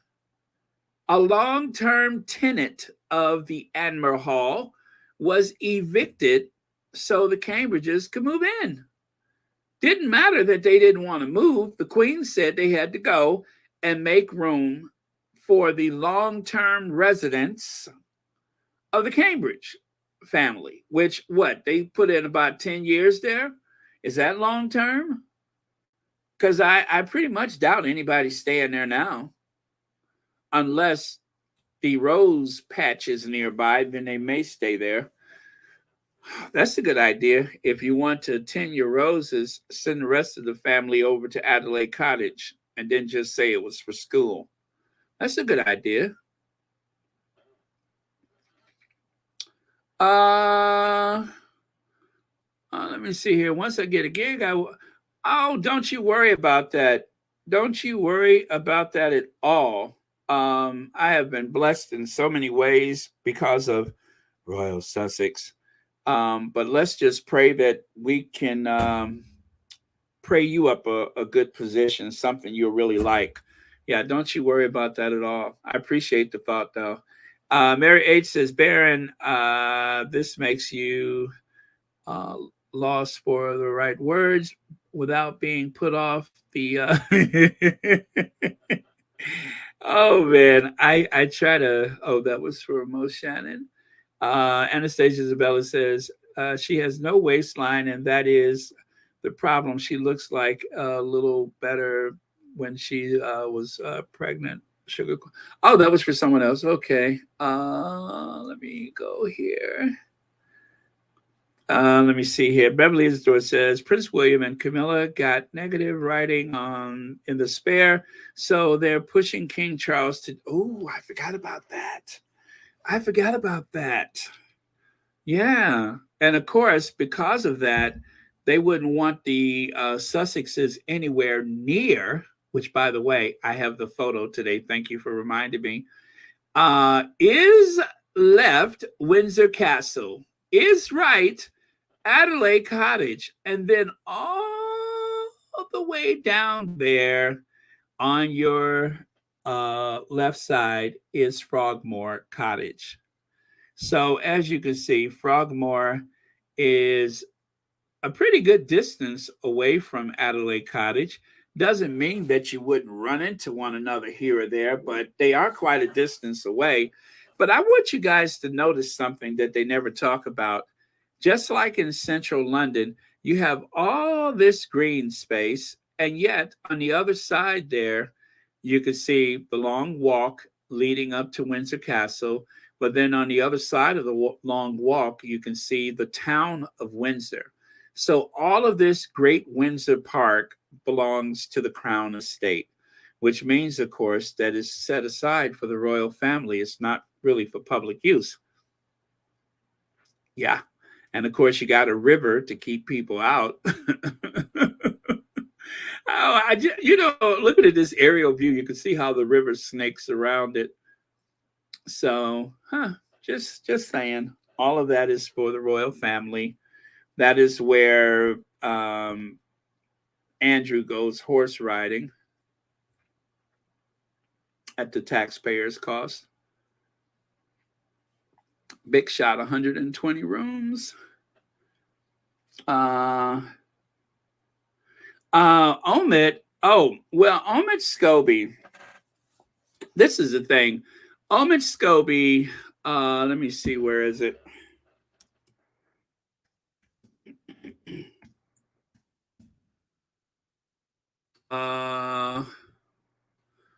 Wait. All right. So right here, with just 8 hours to go before. Oh, wait a minute. Oh, somebody posted that. Wait, never mind. At Omid Scobie. Okay. So Omid, barred from access to police security, there's just one space that meets the Sussex's security needs when visiting the UK. Frogmore Cottage soon. That will no longer be an option. The inside story of King Charles' cruel eviction of Harry and Meghan. So then he, of course, he wrote that because he was promoting his column on the YouTube. And so essentially and actually, you know what, I shouldn't even say because I didn't read the column, but it was said that he seemed to stoke the feelings and thoughts of the Sussexes, from what I hear. And in other words, he sounds a lot like one of the tabloid reporters. That's the thing. His tone was that of a tabloid reporter. With the Sussexes still unable to access royal police protection when in the UK, there is just one remaining space that meets the family of four security needs when visiting Frogmore. Just 5 minutes walk from Windsor Castle, and ensconced within the Metropolitan Police ring of steel surrounding the Windsor Castle, the couple's British home has become Prince Harry, Meghan, Archie, and Lily's only sufficient security refuge in the country since their access to armed police protection has been taken away in 2020. Their official UK's residence, which is covered by the Met's Royalty and Specialist Police Protection Unit, made it easy for the family to spend time with the Queen during their 2022 visit, and is where Harry and Meghan have based themselves during multiple stays since moving to California. Though the Sussexes travel with their own private security team, royal protection officers provide a level of security, including access to essential intelligence information that is already deemed necessary for other members of the royal family. In the 19th century, Grade 2 listed sanctuary hasn't come without controversy, especially after the £2.4 million taxpayer funding was spent in 2019 on the exterior and structural changes before the couple moved in. But after stepping away from their royal roles in 2020, the public furor was quickly shut down after the Duke and Duchess repaid the full amount. So far, it's not so bad. Alongside the unprecedented sovereign grant reimbursement was also, I think the problem is that this was leaked by the palace. Okay, now I remember what it was. This was leaked by the palace, and Omid picked up the story and ran with it simultaneously to the rest of the press, it's been said. So Omid seemed to react in real time, like he had the story leaked to him at the same time the rest of the press did, which I don't know if that's a problem per se, but it is rather strange that his story is almost as sensational as anyone else in the Royal Rota. Let me see. Yeah, I mean, the story itself is not so bad, but I guess it's just the idea that it seemed like it was leaked to him the same way it was leaked to everybody else. And maybe that was the problem. Now I remember. And then it says right here, stop pretending to be shocked by Harry's book. He is following his own in his own father's footsteps. Yeah, I mean, it's not so bad. It's not the first time Frogmore has been discussed without Harry's presence.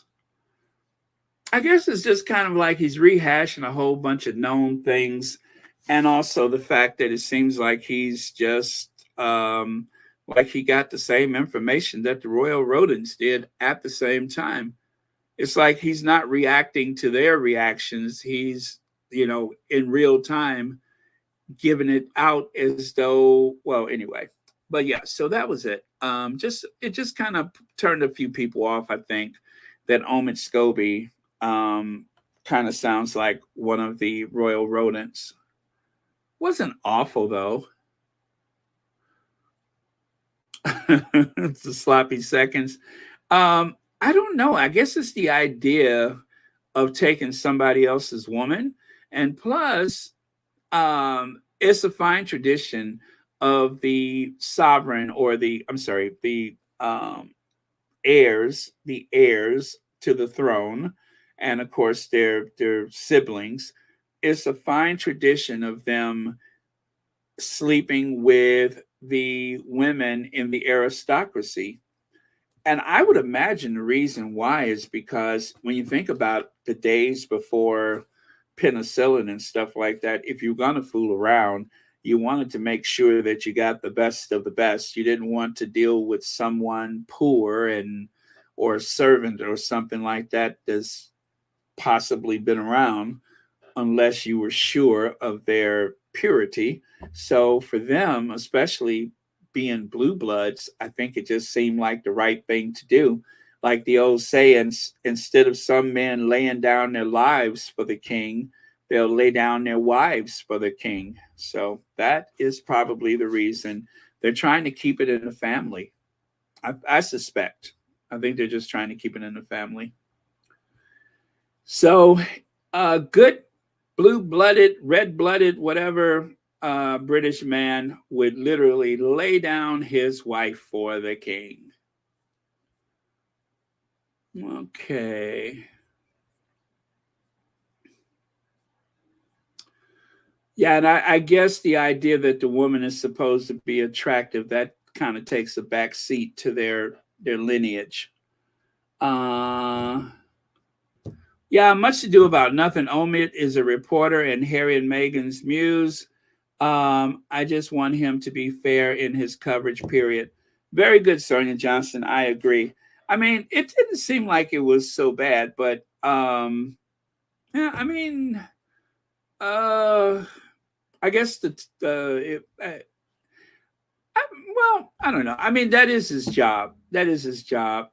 And it just seemed like he was kind of fanning the flames of excitement about the story, but that is his job. And there hasn't been a lot going on for quite a while, meaning, of course, that Meghan sightings were non-existent. So this really is something big that has come out. So, I mean, he is justified to report it. My thing with Omid is it's very rare that something does come out, and I do depend on him for that. It is very rare that something does come out and he hasn't latched on to it first. I mean, he'll tweet about it, but it just kind of seems like the story was already written by the time everybody else found out about it, and that was kind of weird. But anyway, I mean, it's not a big deal. But then again, if you guys remember the old Tina and Michelle days, Tina rather liked Omid, And Michelle has always been a little side-eye suspicious of him. I like him, and I think he's fair. At the very least, I think he's fair. Baron, he added a lot of feelings about how Harry felt with the eviction, like Harry was devastated, yeah, and that too, Myra, that too. And I guess when Omid, if Omid brings up feelings about what the Sussexes are thinking, that is a big turnoff for people because, well, then again, it's more credible if Omid says it because of the assumption that he is close to the Sussexes. I don't believe he is, but the assumption that he's so close to the Sussexes, I think that's why it bothers people so much, is because with the assumption, and it is just an assumption that he's close to the Sussexes, if he says something like that, people are more apt to believe it's true. But if someone like a royal rodent or someone else in the media, the tabloid media, says it, then you can cast a bit of doubt because when they say sources say, or when they say palace insider or something like that, we know it's either been leaked or they're lying, right? But if Omid says it, the sad reality is that Omid has a lot of credibility where the Sussexes are concerned. So you're absolutely right, Myra. That is what is hurtful for some people, is that when you discuss how the Sussexes felt or what they're thinking or something like that, then you start to sound like one of the royal rodents. So I think it's those two things, that the story came out kind of fast, almost simultaneously with the rest of the royal rodents, and then it discussed feelings. So, yeah, that is something to think about. I mean, to say that they're shocked and all that kind of stuff, how do you know they're shocked? So that is kind of royal rodent. So yeah, you're right about that. Thank you for pointing it out. And it says right here that someone else now has revealed as Prince Andrew, the late Queen's disgraced son, who was stripped of. I mean, it. I don't know. I haven't really. I always tell people, make sure you go to Omid and look at I haven't really looked at most of his writing on YouTube, but I know for a while there he had gotten kind of bold and he seemed to speak his mind more. But this does just, I mean, if it wasn't for the fact his name was on it, I wouldn't know who wrote it, because it just seems to play on all of the high emotion and drama. And that's kind of tacky. Huh, oh well. And I think that as squatties, we're just probably a little bit tired of the whole subject of the Frogmore. And the other thing, Myra, now that you mentioned it, there were other reporters that was citing Omid Scobie to give it credibility. Am I wrong about that? I think I remember that. It was at least 2 or 3 of them that said, it was the Daily Mail. The Daily Mail said the Sussex mouthpiece. They were using him for credibility. Not his fault, of course, but yeah, they did use him for credibility, saying that they felt a certain way. Yeah, so that's it. Thank you so much, Myra. You've been very helpful. Okay. Lauren says, I think it is not really possible for a person to perfectly satisfy every reader. So I give Omid a pass on this. Uh, very, very fair. Very fair. I would say very fair. I mean, he didn't say anything wrong. I think the biggest problem is, like I said, they used him to help push the narrative and to bolster the credibility of the Sussexes being hurt and wounded. So Not his fault, of course. That is not Omid's fault.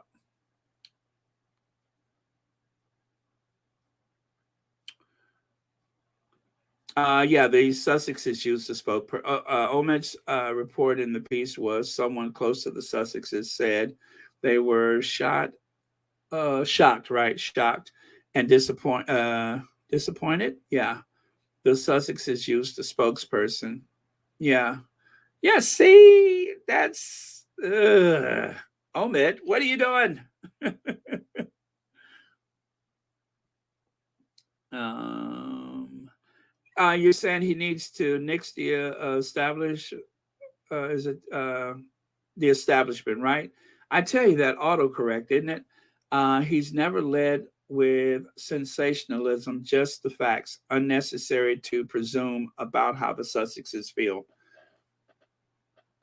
Kim Coates, that is so true. Like I said, if you closed your eyes, you wouldn't know who wrote it because it did seem to reek of sensationalism.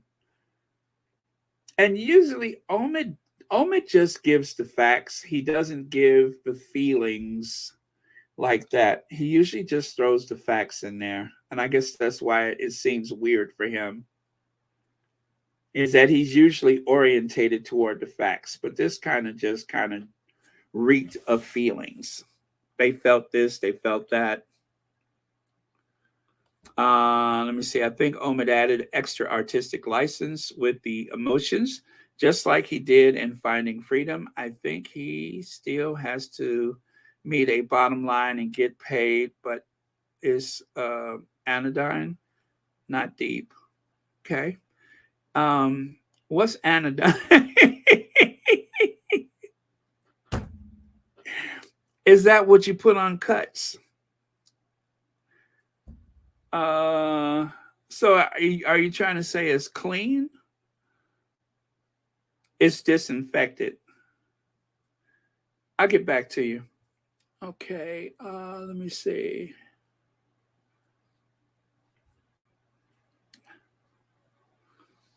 Uh, okay, Chucky has residual anger from Diana's demise. He believes strongly Harry is slowly blaming him by bringing her memory to full focus. The Rottweiler is pushing issue harder to the abyss of his uh, royal family. And Lydia says, thank you so much, Joe.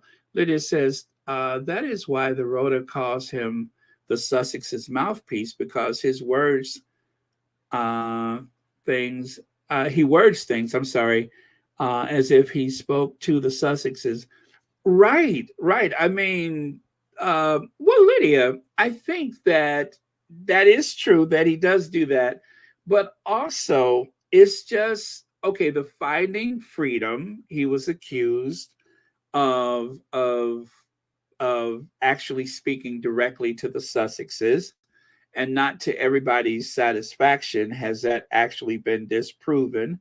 And of course, if people want to believe the worst, then they will. But and didn't what's his name? Knopf? Didn't Knopf has something to do with that? Knopf said it did Knopf tell Omid that it was okay to speak to Meghan's friends? And then, of course, they made it sound like Meghan handpicked people to speak to Omid Scobie, right? I think that's the way that went. And so then the accusation became that Omid was what like the book was co-written by Meghan, who also co-wrote Spare, who also wrote the script for what else is that? The Crown. She wrote the last season.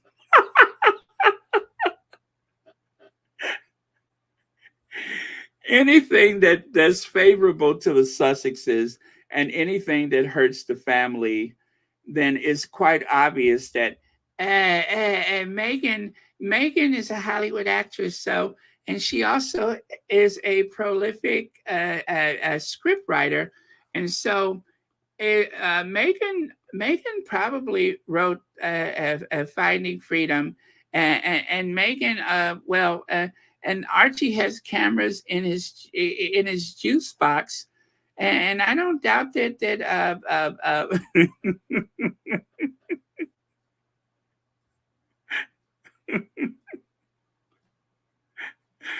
oh man. But yeah, so anyway, thank you so much, you little weirdo, you troll. Thank you. Appreciate that. Okay. All right. So where was I? All right. Now you can see here, I'm not even going to say that word. Which by the way, you guys, the content creator for the YouTube can eliminate certain words. So words like the one that I never say with the M that sounds like Brexit. If anybody tries to comment with that word that sounds like Brexit, it won't show up in the comments. So I may have to add this word to the list of words. And if there is some words that you find offensive to the Sussexes that you believe ought to go on the list of words that cannot make it into the comment. And when I say the words can't make it, if you use that M word in any type of way in the comments, the it's automatically blocked from the comment section. So if this word catches on, I am going to have to add that to the list of words that are not allowed in the comments. Let me see. So Lori says, I think Omit's style of writing comes from years of reporting as a royal reporter, right? It's more like a royal reporter's style of writing. Yeah. I mean, and where that's concerned, and I'm going to agree with Lauren on this, he still has to work. He still has to get paid.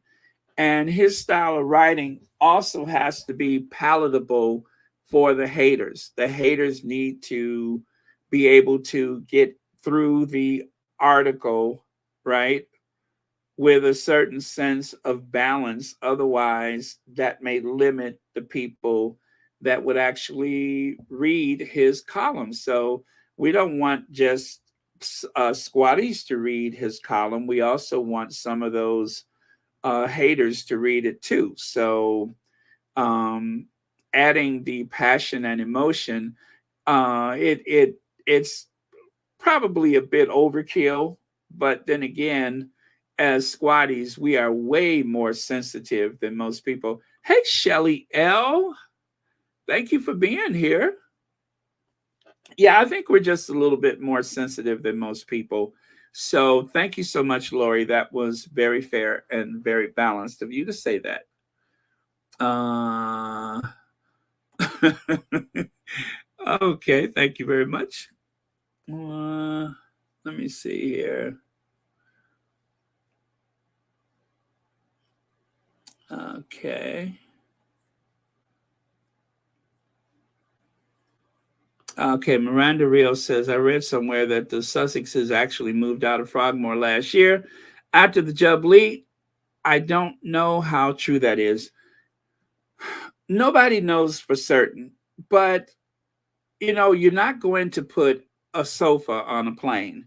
You're not going to put housewares and things like that on a plane. I'm sure that they shipped some things back home, but essentially they paid a lot of money. And if the house had nothing in it and they have to use cots or sleeping bags or something like that, it's still their house. They paid 3.4 million pounds. They paid, was it 2.9 million pounds? $3.4 million they paid for that house. And if you put that much money into a house, you're not supposed to check into a Howard Johnson's. You're not supposed to go to Piccadilly Circus and find the backpackers. You're not supposed to do any of those things. You're supposed to stay at the Frogmore House, a cottage. That's where you're supposed to stay, in that dank, musty cottage on the royal burial grounds next to Queen Victoria's muddy, dank, musty tomb. That's where you're supposed to stay. You're supposed to look out your kitchen window and see Wallace and the Duke of Windsor's headstones. That's where you're supposed to stay. If you spent that much money, that's a lot of money. I don't know that I would ever make that in a lifetime. I don't know if my whole family would ever make that in a lifetime. So, whatever the case may be, if you paid for it, you should be able to stay there, whether there's something or nothing. And I'm certain that there was stuff in the house. I don't believe that Eugenie just moved in there and had to buy up stuff to put in there. The house was furnished. They took their personal possessions. And in the limited amount of time that they were there, they didn't furnish the entire house, I'm sure. It wasn't like a retreat or vacation spot. Meghan, Archie was born in 2019, right? The pandemic started 2020. I mean, they were only there they were married and in the UK for 18 months? From May until May 2018 till January, what was it, Christmas of 2019? Whatever it was, I think they had about 18 months of their marriage there in the UK. And then they were gone. So that's not a lot of time to furnish a house that you just spent a fortune renovating. Your money, public money, it all goes together. So whatever's in that house, they have a right to use it. They have a right to be there. They have a right to decide what comes and goes, who comes and goes from that house. Whatever they took back to California, I'm sure it was everything personal, but none of that matters. That is still their house as far as I'm concerned.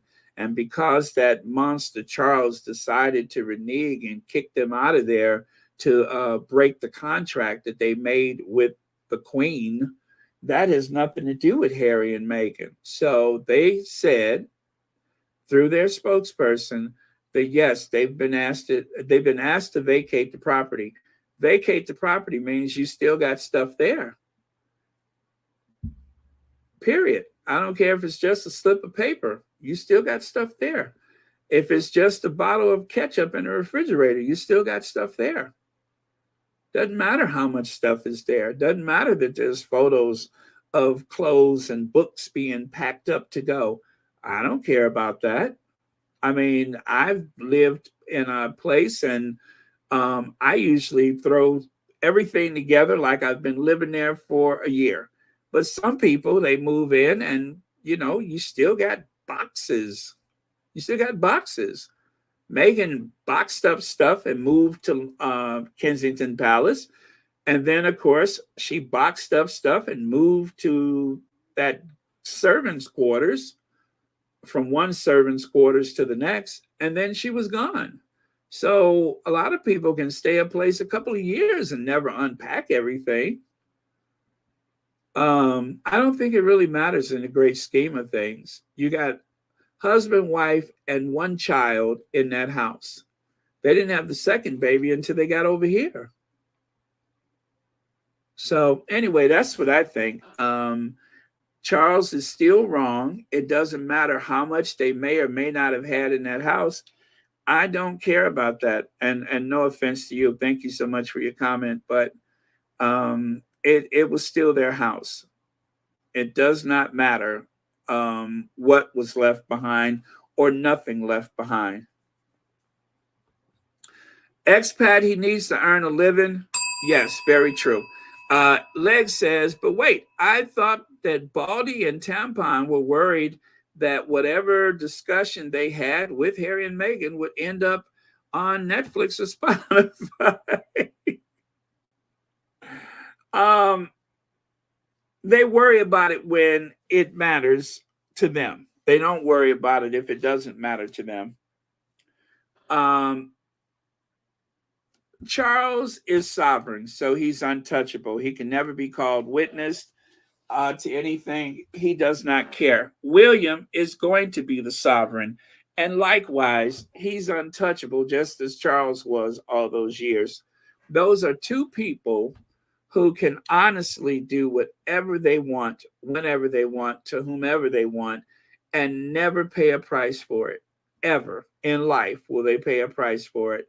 Everybody is either going to like it or not, but it does not change the direction that your life is going.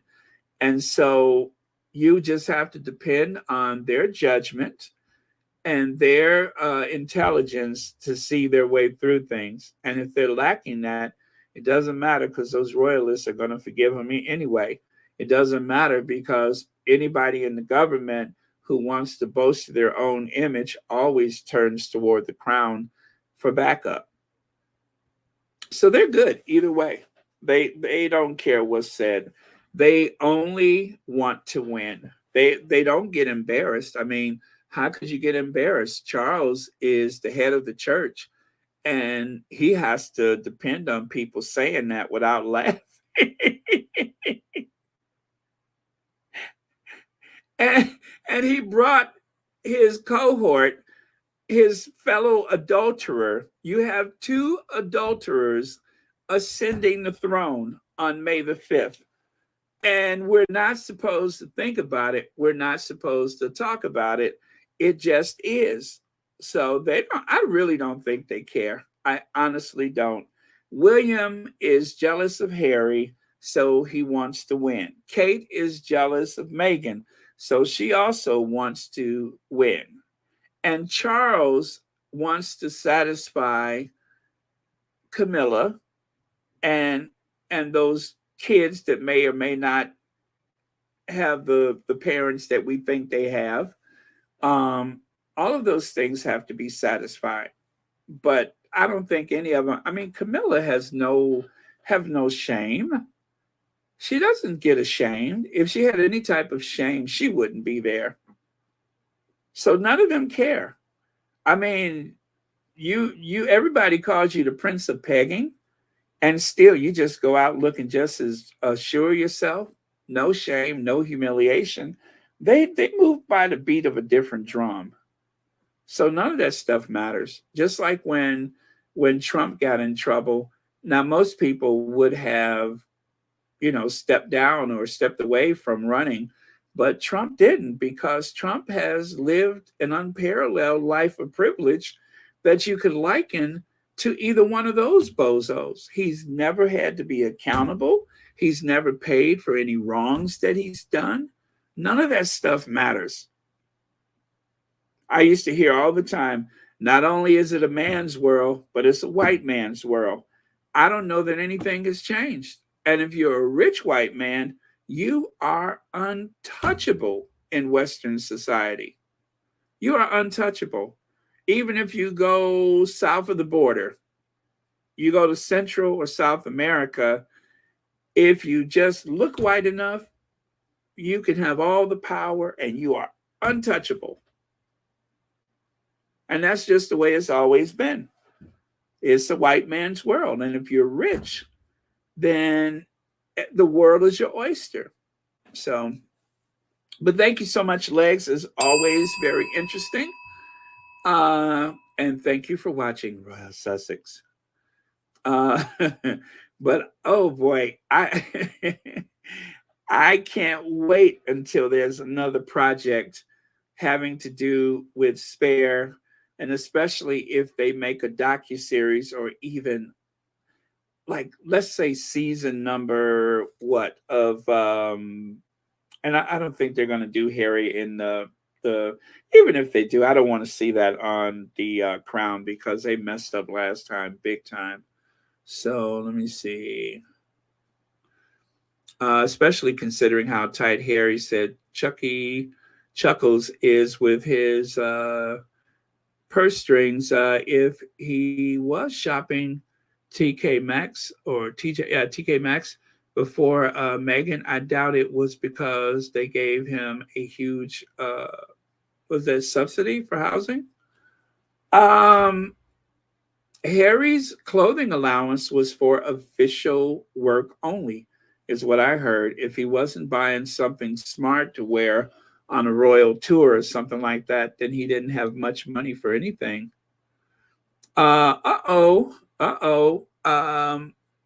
I think we're going to hear from the great realm beyond. We're going to hear from up there. We're going to hear from up there. Her Majesty has a message for us. The great colonizer in the sky or below has a message. Hold on.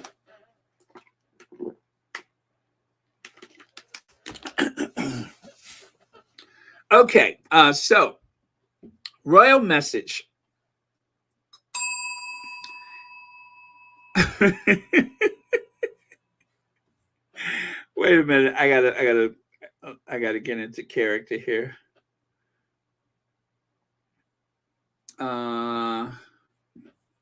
Wait, almost there. Almost there. Nope, not that. Okay. I am coming, Your Majesty. Oh, wait, I see what I did with that.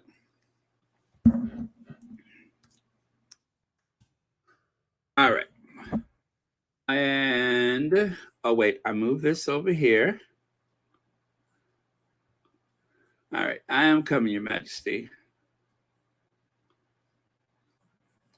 And, oh, there we go.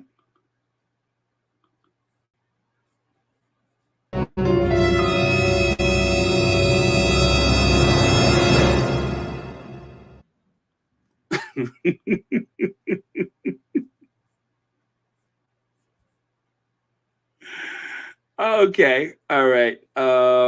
One more time.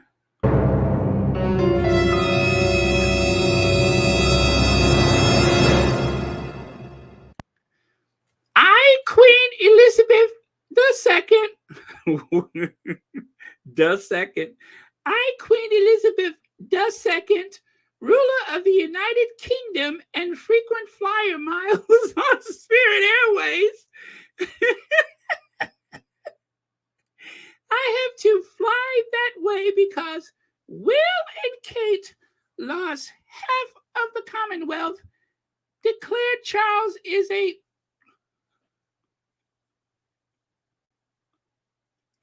dumb twat. Camilla is coming.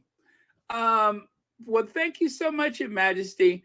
Is there anything else that you wanted to share with us? Maybe like something in 1992 is a year that I shan't look back upon with undiluted pleasure. And all my life, be it long or be it short, I pledge myself to thee, not only for Britain, but to our imperial family. Well, thank you, Your Majesty. No problem.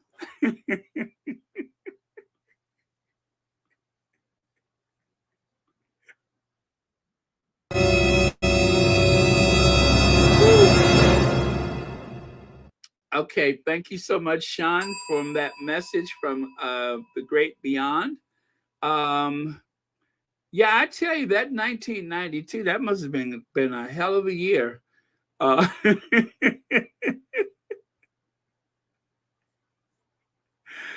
Oh man. Let's see. Expat Lifestyle, thank you so much for the super sticker. And thank you for watching Royal Sussex. And I also worked as a mechanic during the war.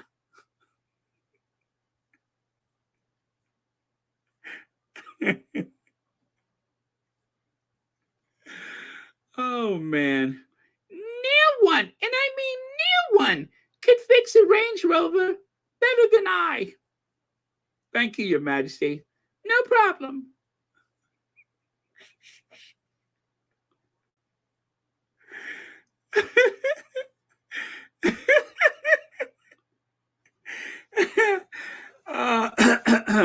Okay. So, but yeah, I'm gonna have to take another look at 1992. Okay, so isn't it bliss? Are we a pair? Me here on the ground, you in midair. But where are the clowns? There ought to be clowns. Well, maybe she's here. Isn't she a mess? Don't she tell lies?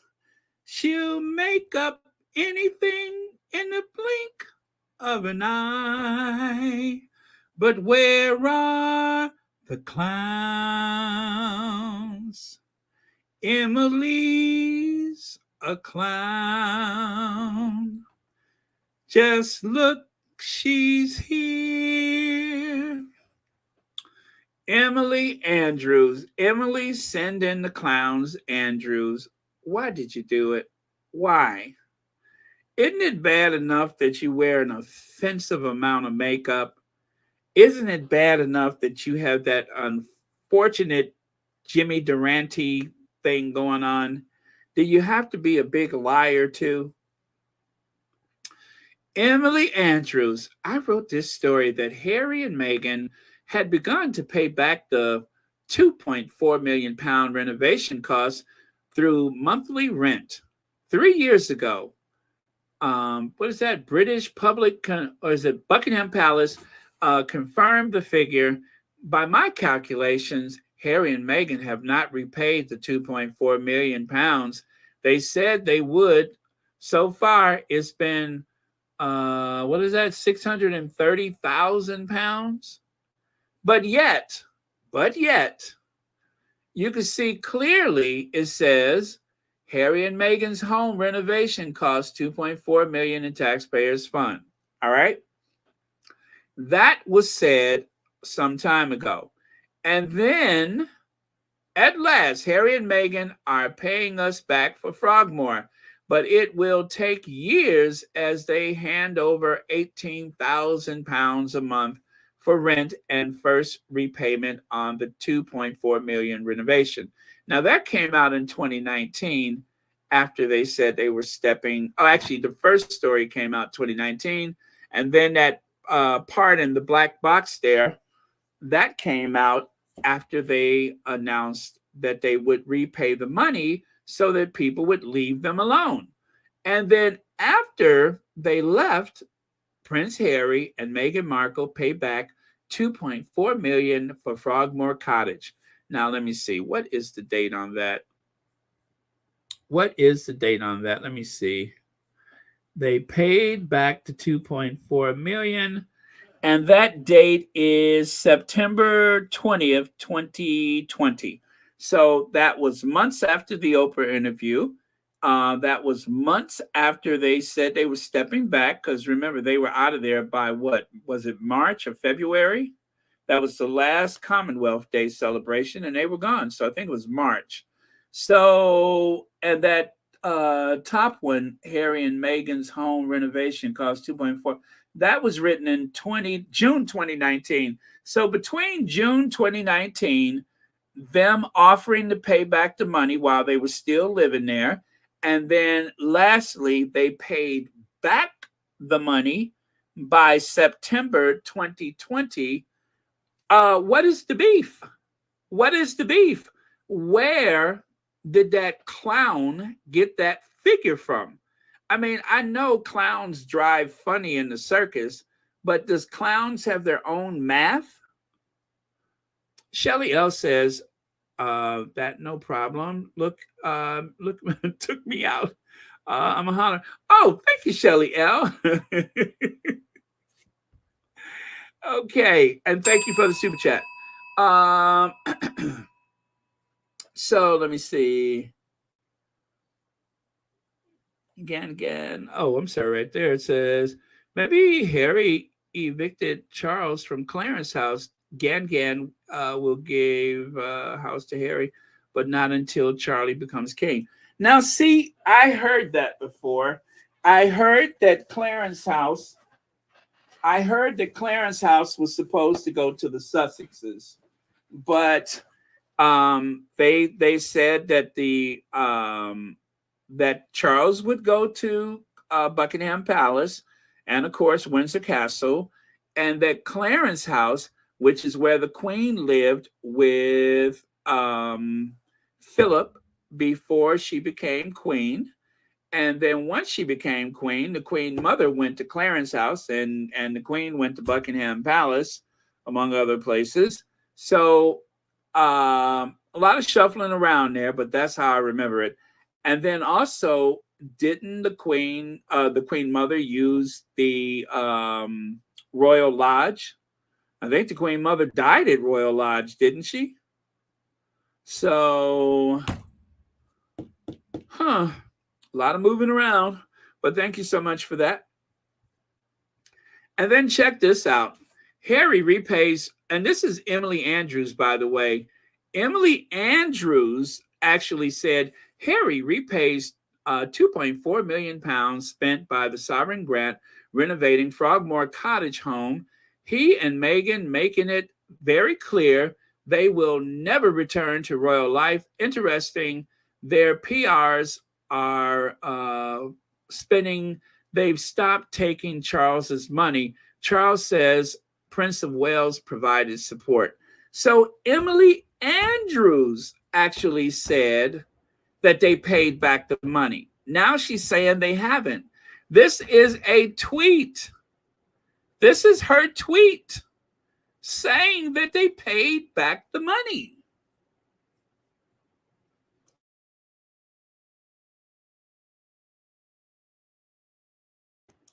So she tweets they paid back the money, but somehow she forgot.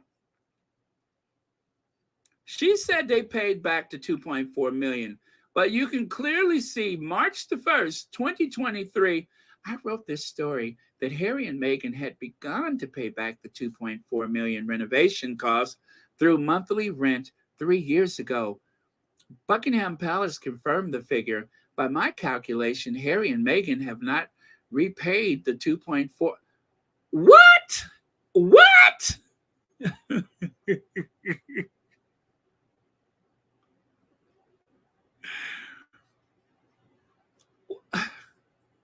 What?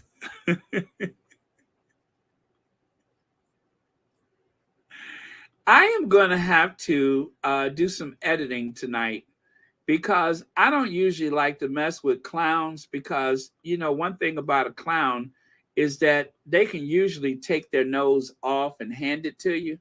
But I'm going to have to because Emily the clown, Emily send in the clowns, Andrews, I am going to have to. Oh, did I do it already? My God, have I done it already? Wait, no, that's her nose. I'm sorry. I thought I'd done it already, but that's not a prosthetic. That's actually her nose. That is not a prosthetic, ladies and gentlemen. That is Emily Andrews' actual nose. But anyway, I thought I was going to have to go and tinker around with it, but I'm afraid that the real nose more than suffice. So she can easily live up to the Pinocchio status. I thought she could like take it off like Patch Adams, but no, that's actually her nose. Never mind. Never mind. And then of course you have the article from the Daily Beast right there. You see it says Prince Harry and Meghan Markle pay back $3.1 million, but the media won't let go. They have paid the money back. They are now financially independent, as they stated they wanted to be, but do not expect the media, the British tabloid media, to be specific to grant Prince Harry and Meghan Markle peace. It does not matter that Harry and Meghan have now officially repaid the $3.1 million of public money, 2.4 million pounds to be exact, used to renovate their British residence. Frogmore Cottage, People reported Tuesday, People magazine, that the couple are also not relying on any financial assistance from Harry's dad, Prince Charles, who had not as had a supposed funded security cost, but had been helping the couple with ongoing living costs. So that article was written in September of 2020, there or about the same time that that clown said September the 8th, 2020, that they paid the money back. These are just two articles. There has to be 100 articles in various languages saying that Harry and Meghan have paid the money back. So, where in the world did she get that figure from of £630,000? How exactly did she calculate that? Isn't it bliss? Are you a fool? You're a royal rodent and a palace tool. But where are the clowns? Emily's a clown. Well, maybe is clear. Oh, well, Emily has proven herself to be quite the clown.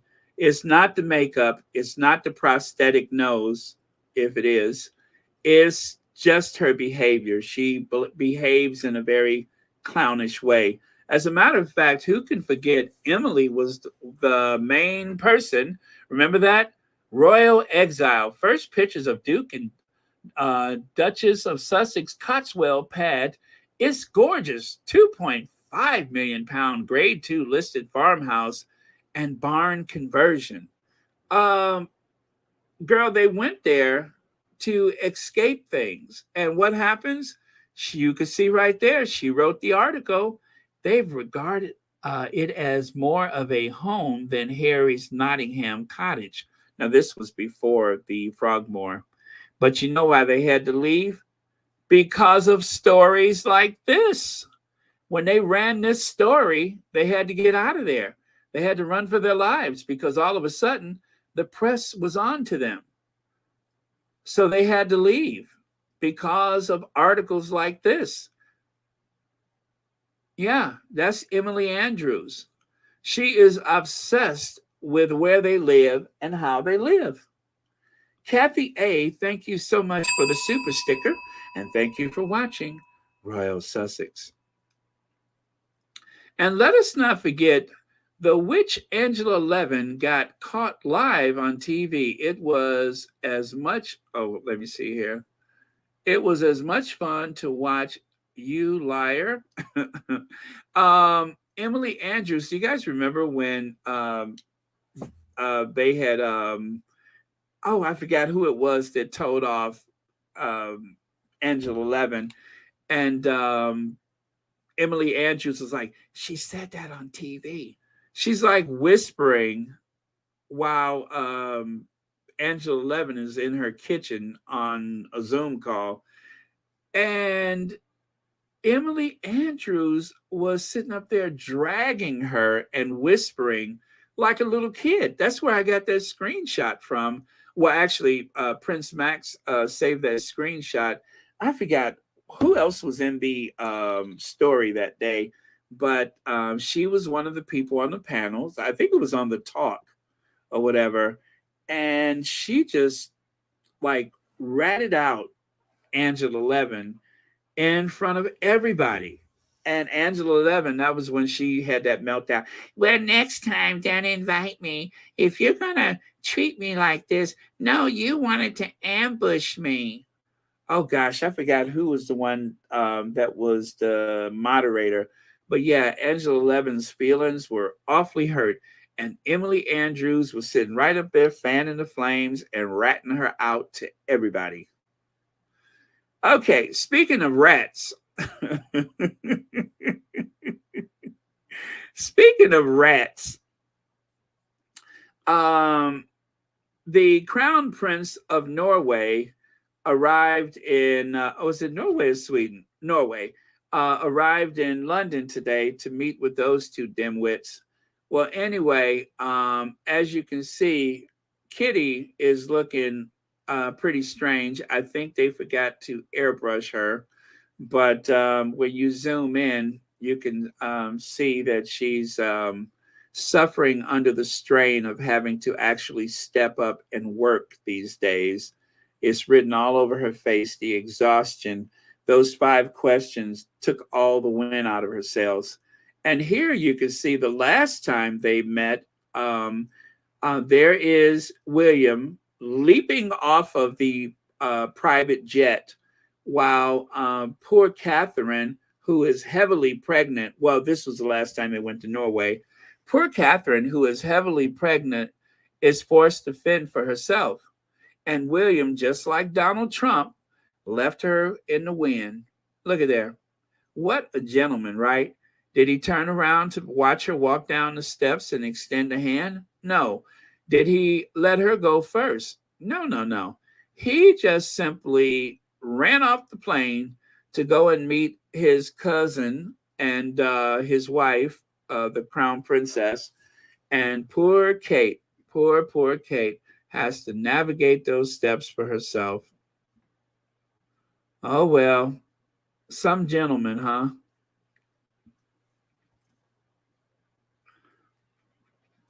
Yes, cookies and cream. Someone at the Kensington Palace, I suspect. William, Kate, excuse me. Somebody at Kensington Palace must have leaked it. I'm sure of that. And remember that other time that William didn't want to help his wife? Oh, what am I mean that other time? Almost every time. There she is, this poor old unairbrushed, unfiltered woman walking up the steps with someone who's about 20 years older than her. Isn't that right? Isn't Tom Cruise about 20 years older than her? And poor Kate, that poor old woman trying to walk up those steps without the help of her husband, who could not be bothered. And what about when they went and caught a private jet to go to, what did they do? Did they take a private jet to take the kids to school? And instead of sending Kate up the steps first so that he could, stay behind and watch, no, he just decided kids first, then me, and whenever Kate gets around to it. Interesting. And how about the prayer service they had for the Jubilee? Was it St. Paul's Cathedral?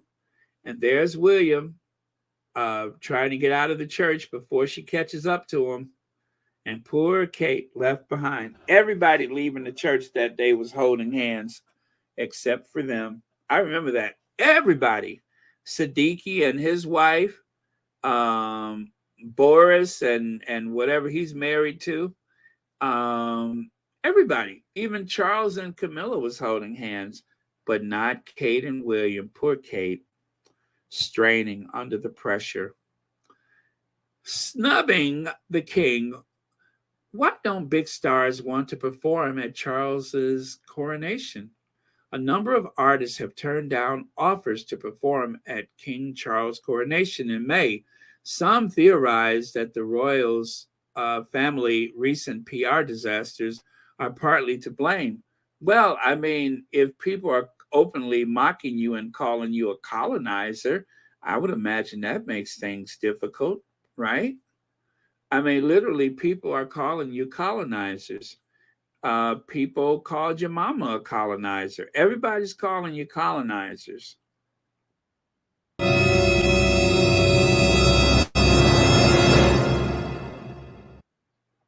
So it is hard to book a band for colonizers. Now, when the Queen had her Jubilee, that's the Queen. She's the sweet old lady that everybody loves. No matter what has happened, she could always be the brand, the sweet old lady, the brand. But nobody likes you like that. You're just not that popular. You're a nasty, mean old man who just evicted his son and his wife and their children from their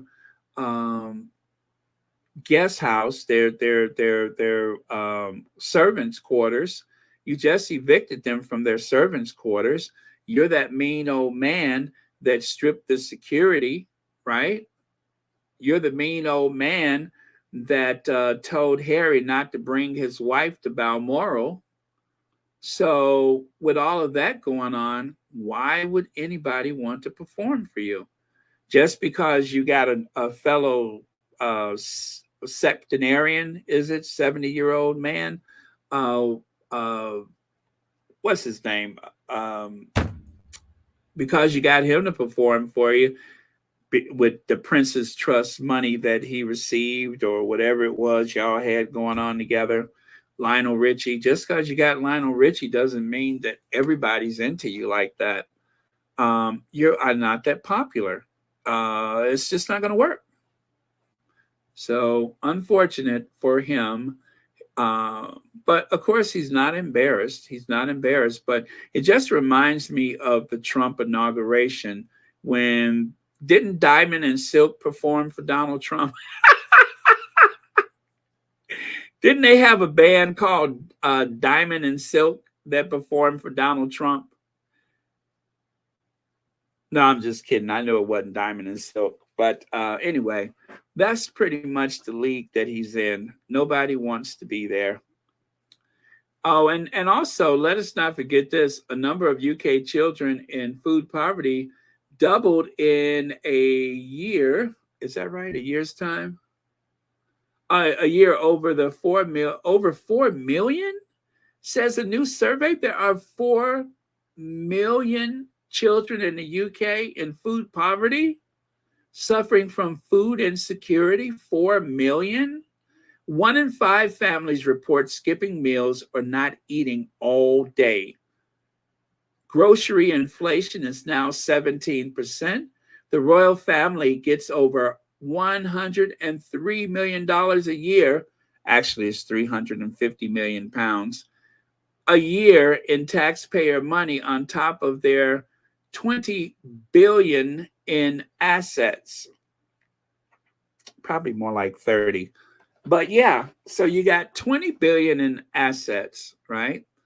And about 350 million pounds of security, protection, cooks, butchers, bakers, and candlestick makers, gamekeepers, and all that kind of stuff. And still, yeah, anybody who doesn't want to work that performance. Well, yes, Leslie, I think this may be a good time for Sexual Chocolate to grab his thong, my thongs, and go out there and do some exotic dancing for the cause. That's right. Coming soon to a coronation party near you. Sexual Chocolate. Yep, just when I thought I hung up my thongs forever. Okay, so Princess Diana's ex-butler claimed to have secret he must share with her sons. I think they should know. I forgot to add this yesterday when I was dragging, what's his name? Paul Burrell. I forgot to add this yesterday. Well, anyway, if you guys remember, Paul Burrell, he went on the what is that show? The one that WrestleMania's anyway, he went on that show and he has been very angry because Harry did not mention him in the book. Harry just referred to him as Mummy's butler. So I have a bit of a sound bite for you. Again, let me see. I hope this is not so long, but let me see. No, it's only 2 minutes. Okay, let's do this. Here we go. Princess Diana's former butler and confidant, because you know the butlers know everything. His name is Paul Burrell. He's got secrets he's ready to reveal to Diana's sons. That would be William and, of course, Harry. So Paul is battling cancer, which made him feel, finally, he says it's a time to tell William and Harry things that he thinks that their mom would want them to know about her life, even though According to him, some of it isn't pretty. So, Drew and Ross, how do we feel about this? I have very specific thoughts. You do? I do. I do. Is he set to write a book in any way?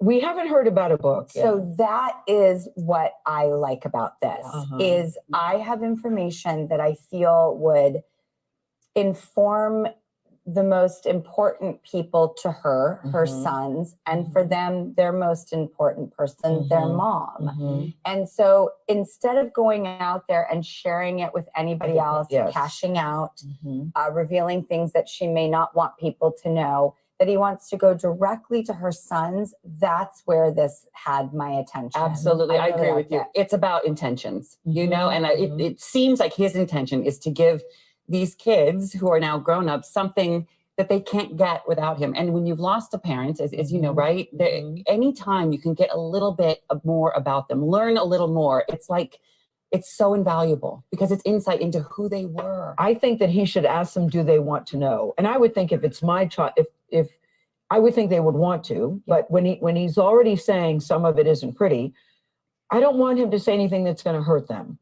So I think he should say, would you like to know? I think she would want you to know and see how if they're open to receiving it. But if it was me, I would want to know everything. Absolutely. Me too. Same. I Give it would to want me. to know everything. Yeah. I just love that he's going straight to them. And I like that, as you point out, there's no book. Yes. Yeah, No, this this is just seems Yeah, I like that. very Agreed. classy. Okay, so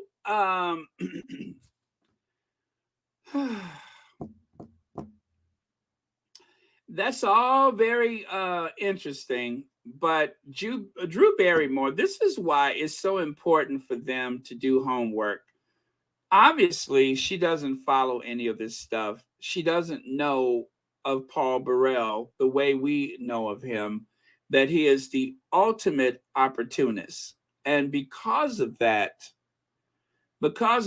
I can tell you right now, Paul Burrell has a family to support because he had children with his wife. And then, of course, there was a big revelation. Well, it wasn't a revelation to him, but to the rest of the world, of the fact that he is actually attracted to men and not women. But he said it was the Queen who told him to get married because she was so worried about his happiness, or whatever the case may be. I think she was worried about Edward, but he said she was worried about his happiness. But whatever the case may be, that is just too bad. So, yeah, Lydia, Gail, if you remember, Gail was very helpful to the Sussexes when they said they were going to have a home birth. And of course, they did not.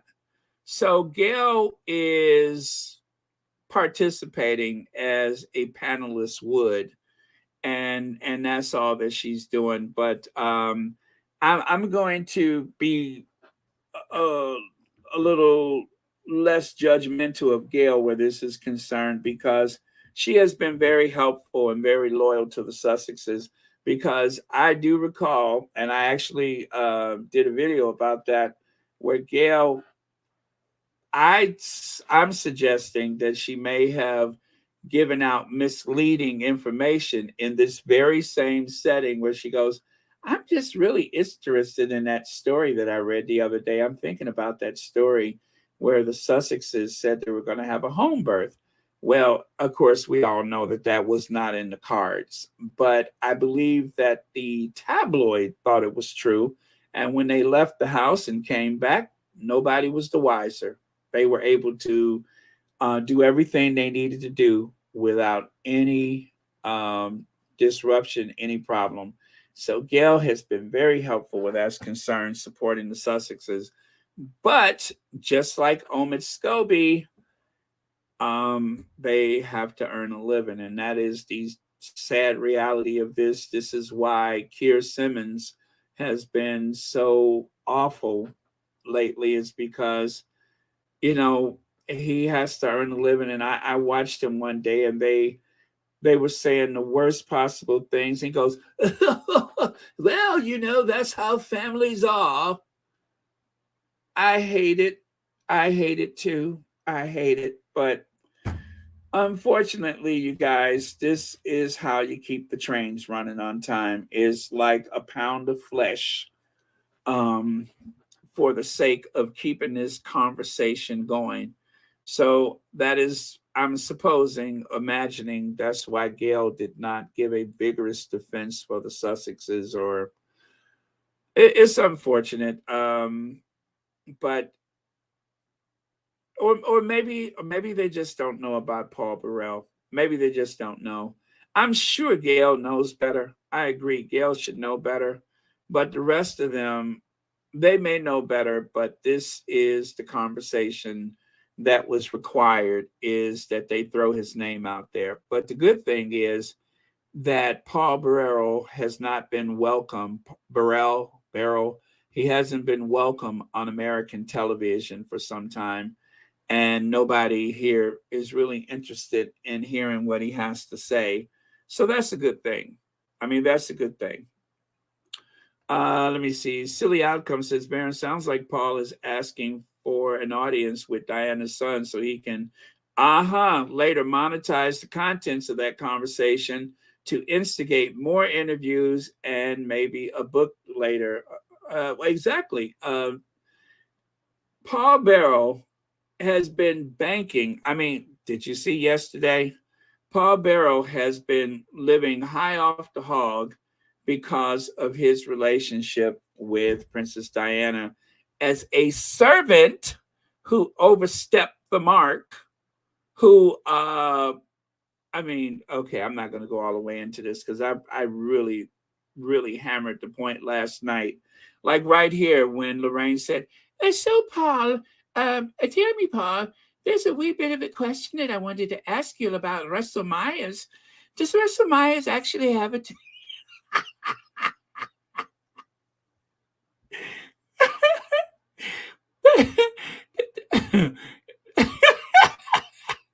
Does Russell... Oh, never mind, I can't do it right now. But so...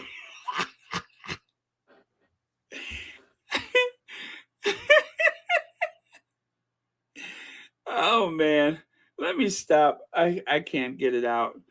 Uh, but yeah. So anyway, I kind of went through my feelings about Paul Barrow yesterday, and I think that he is definitely looking to monetize any conversation with William or Harry, and as it has been suggested that little baby Archie might actually.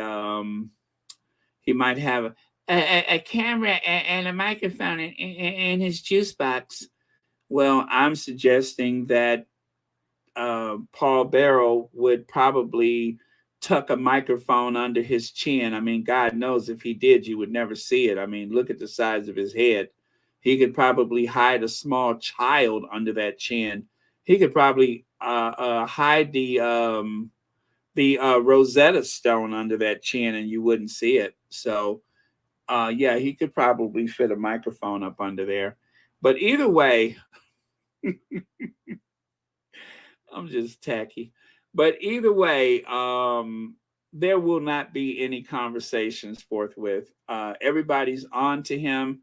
That is why Paul Barrow did not make much money here in the U.S. He made some good money now, don't get me wrong. But all of those deals evaporated, and all he has is British television now and reality shows. Okay, Operation Gunnerside, the Norwegian attack on heavy water that deprived the Nazis of their atomic bomb. So this group of Invictus warriors, I suppose they're Invictus warriors, but they said, good luck to all taking part in the Invictus endeavors in Norway to travel the route taken by the World War II mission Operation Gunnerside. So if you've never heard of it, Gunnerside was a top secret operation to end the pursuits of the Nazis to create a nuclear weapon. If they would have created an atomic bomb during World War II, before the the Allies brought forth a surrender, brought siege to to Munich and such, and brought forth a surrender. If they could have developed that atomic bomb, we would all probably be speaking German right now. But because they couldn't achieve their goals, they never had a chance to create the ultimate weapon. Now, this team of people I believe they're going to go skiing. That is how they are going to achieve this, is they had to parachute. And then it was a team, I think it was it 8 men or something like that?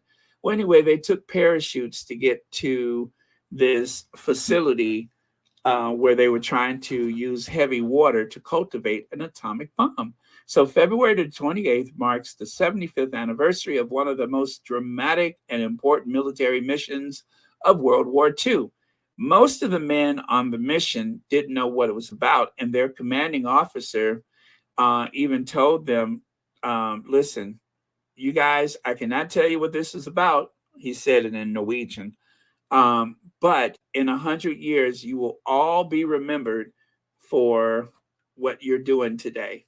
And so they managed to find this facility and stop the Germans from using the heavy water, which is needed to enrich or whatever to make an atomic bomb. So heavy water, if you never heard of it, here's a short explanation. H2O is just regular water. D2O is heavy water. Heavy water is a form of water that contains only deuterium, rather than common hydrogen, one isotope. So if you notice, there is a couple of glasses. The one where the ice is at the bottom is because the ice is formed with heavy water. The one with the ice at the top is what we have in our homes any given day. And the only places to find that heavy water is Argentina, Canada, India, and Norway. That's the only places in the world where you can find it. So they are just going to do exactly what was done 75 years ago without Germans trying to kill them. I'm sorry, Nazi soldiers trying to kill them, not Germans, Nazi soldiers. And they're also trying to do it using the same mode of transportation, skis. So now I'm pretty sure this is one of the things that Harry would have done if he wasn't so busy with everything else. He would have probably have been there to see them off if he was still living at Frogmore. But fortunately, they have a place in the sun, literally, and it's called Montecito, California, where there are no leaks in Montecito. So anyway, that's what's up today with Invictus. A recent study has found that women who carry a little extra weight live longer than the men who mention it. True or not? True or false? That women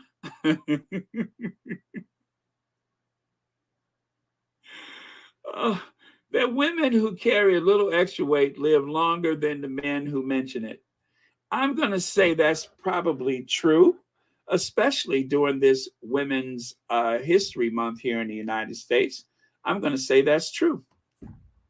Lex says hydrogen has 3 isotopes. Hydrogen 1 proton, deuterium. Oh, did I say it right? I did. Deuterium, 1 proton and 1 neutron. The tritium, 1 proton and 2 neutrons. Neutrons are heavier. Okay, there you go. Thank you so much for that. Thank you. Lex, for some reason, I thought you were probably a bit scientific. I don't know why I'm surprised, but thank you so much for that. But yeah, so there you go. Just what Lex just said. I tell you, Royal Sussex surprises me sometimes. I think collectively I have a pretty bright group here. I really do. Right? Right? I love it. Thank you so much for that. And thank you for the super chat and for watching Royal Sussex. So, okay. And then, of course, closing out today, the second day of Women's History Month, I'm just going to share some beautiful images of women that just happen to be Black women. I didn't discriminate. I just happened to have these on in my file, and I thought, let's see some images of women just being for the second day of Women's History Month. And there's a couple of other images there, picking flowers, looking at butterflies, ballet. If you do not have art in your home, or you haven't featured art because you're nervous about whether or not it's good taste, or whether it's tasteful, or whether people will like it, don't be nervous. If you find something beautiful and interesting, if you feel like it's something that you wouldn't mind looking at from time to time, we'll buy it, or acquire it, or paint it. But put some art in your home. You will feel better. If you only look at it occasionally, so what? But every time you see it, you're going to be very glad that you have it. So that is my suggestion for today.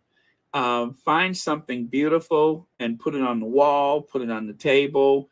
Yeah, I don't care if you're a minimalist. If it's a little porcelain figurine or whatever it is, get some art in your life. It doesn't have to be expensive. It doesn't have to be beautiful to anyone else but you. If you find it interesting, then that's all that matters, is add some art to your life. Go and revisit Archetypes, because we need to really explore how society has defined women. And what better place to do that than Archetypes? And of course, speaking of defining women, Meghan has fought her entire life to uplift and to elevate and showcase women. And that's what she's going to always do. And she could have done that from Frogmore. She could have done a lot of things for the Commonwealth. Meghan wanted a husband, she wanted children, and she also wanted to continue with her platform. And her platform is pretty simple. Uplifting one another, as they say, a high tide lifts every boat. And the other thing, what's the other one? That if women are doing better, everyone in society will improve. All of that is true. So that is something. And then lastly, there's this one. You guys probably remember.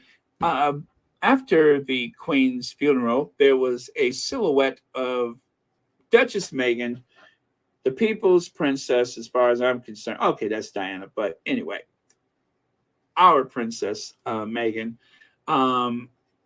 Someone in the squad added that silhouette to this passageway that leads to an open meadow. And of course, cobblestones and all that. Love, love, love that. Very creative people in the squad. So that is what I'm going to leave you with. But again, go and find yourself some art. Do it. And you won't be disappointed.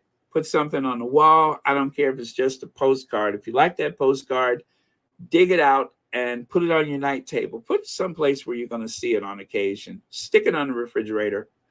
But yeah, bring some art to your life. All right, you guys, thank you so much. I don't know how it's been almost 3 hours again, but it has been. So I'm going to bid you all a fond farewell. Love you guys. Thank you so much. And thank you for the very generous super chats and super stickers. Thank you for watching Royal Sussex. Thank you, moderators, for keeping this the ultimate safe space. And let's see what else. And thank you to our queens, our queen of hearts and our queens of everything. And also the last comment of the day, art is healing. I couldn't agree more, Lauren Brown. Thank you very much. So that is the last word of the day. Thank you very much. And I will see you all tomorrow. Let me see. Do I want a Ginger Avenger today? Yeah, why not? Let's Ginger Avenger. No, I'm going to do Madam Duchess. Today is a Madam Duchess day.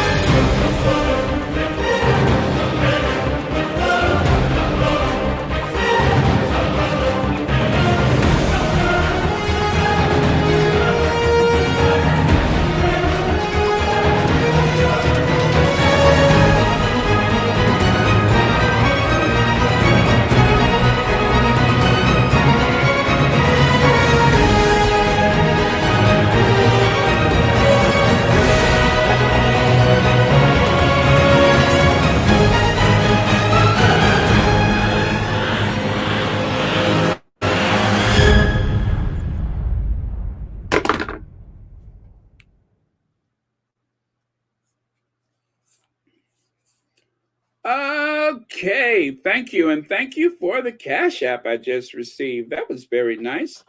Okay, of course I won't say the name, but oh,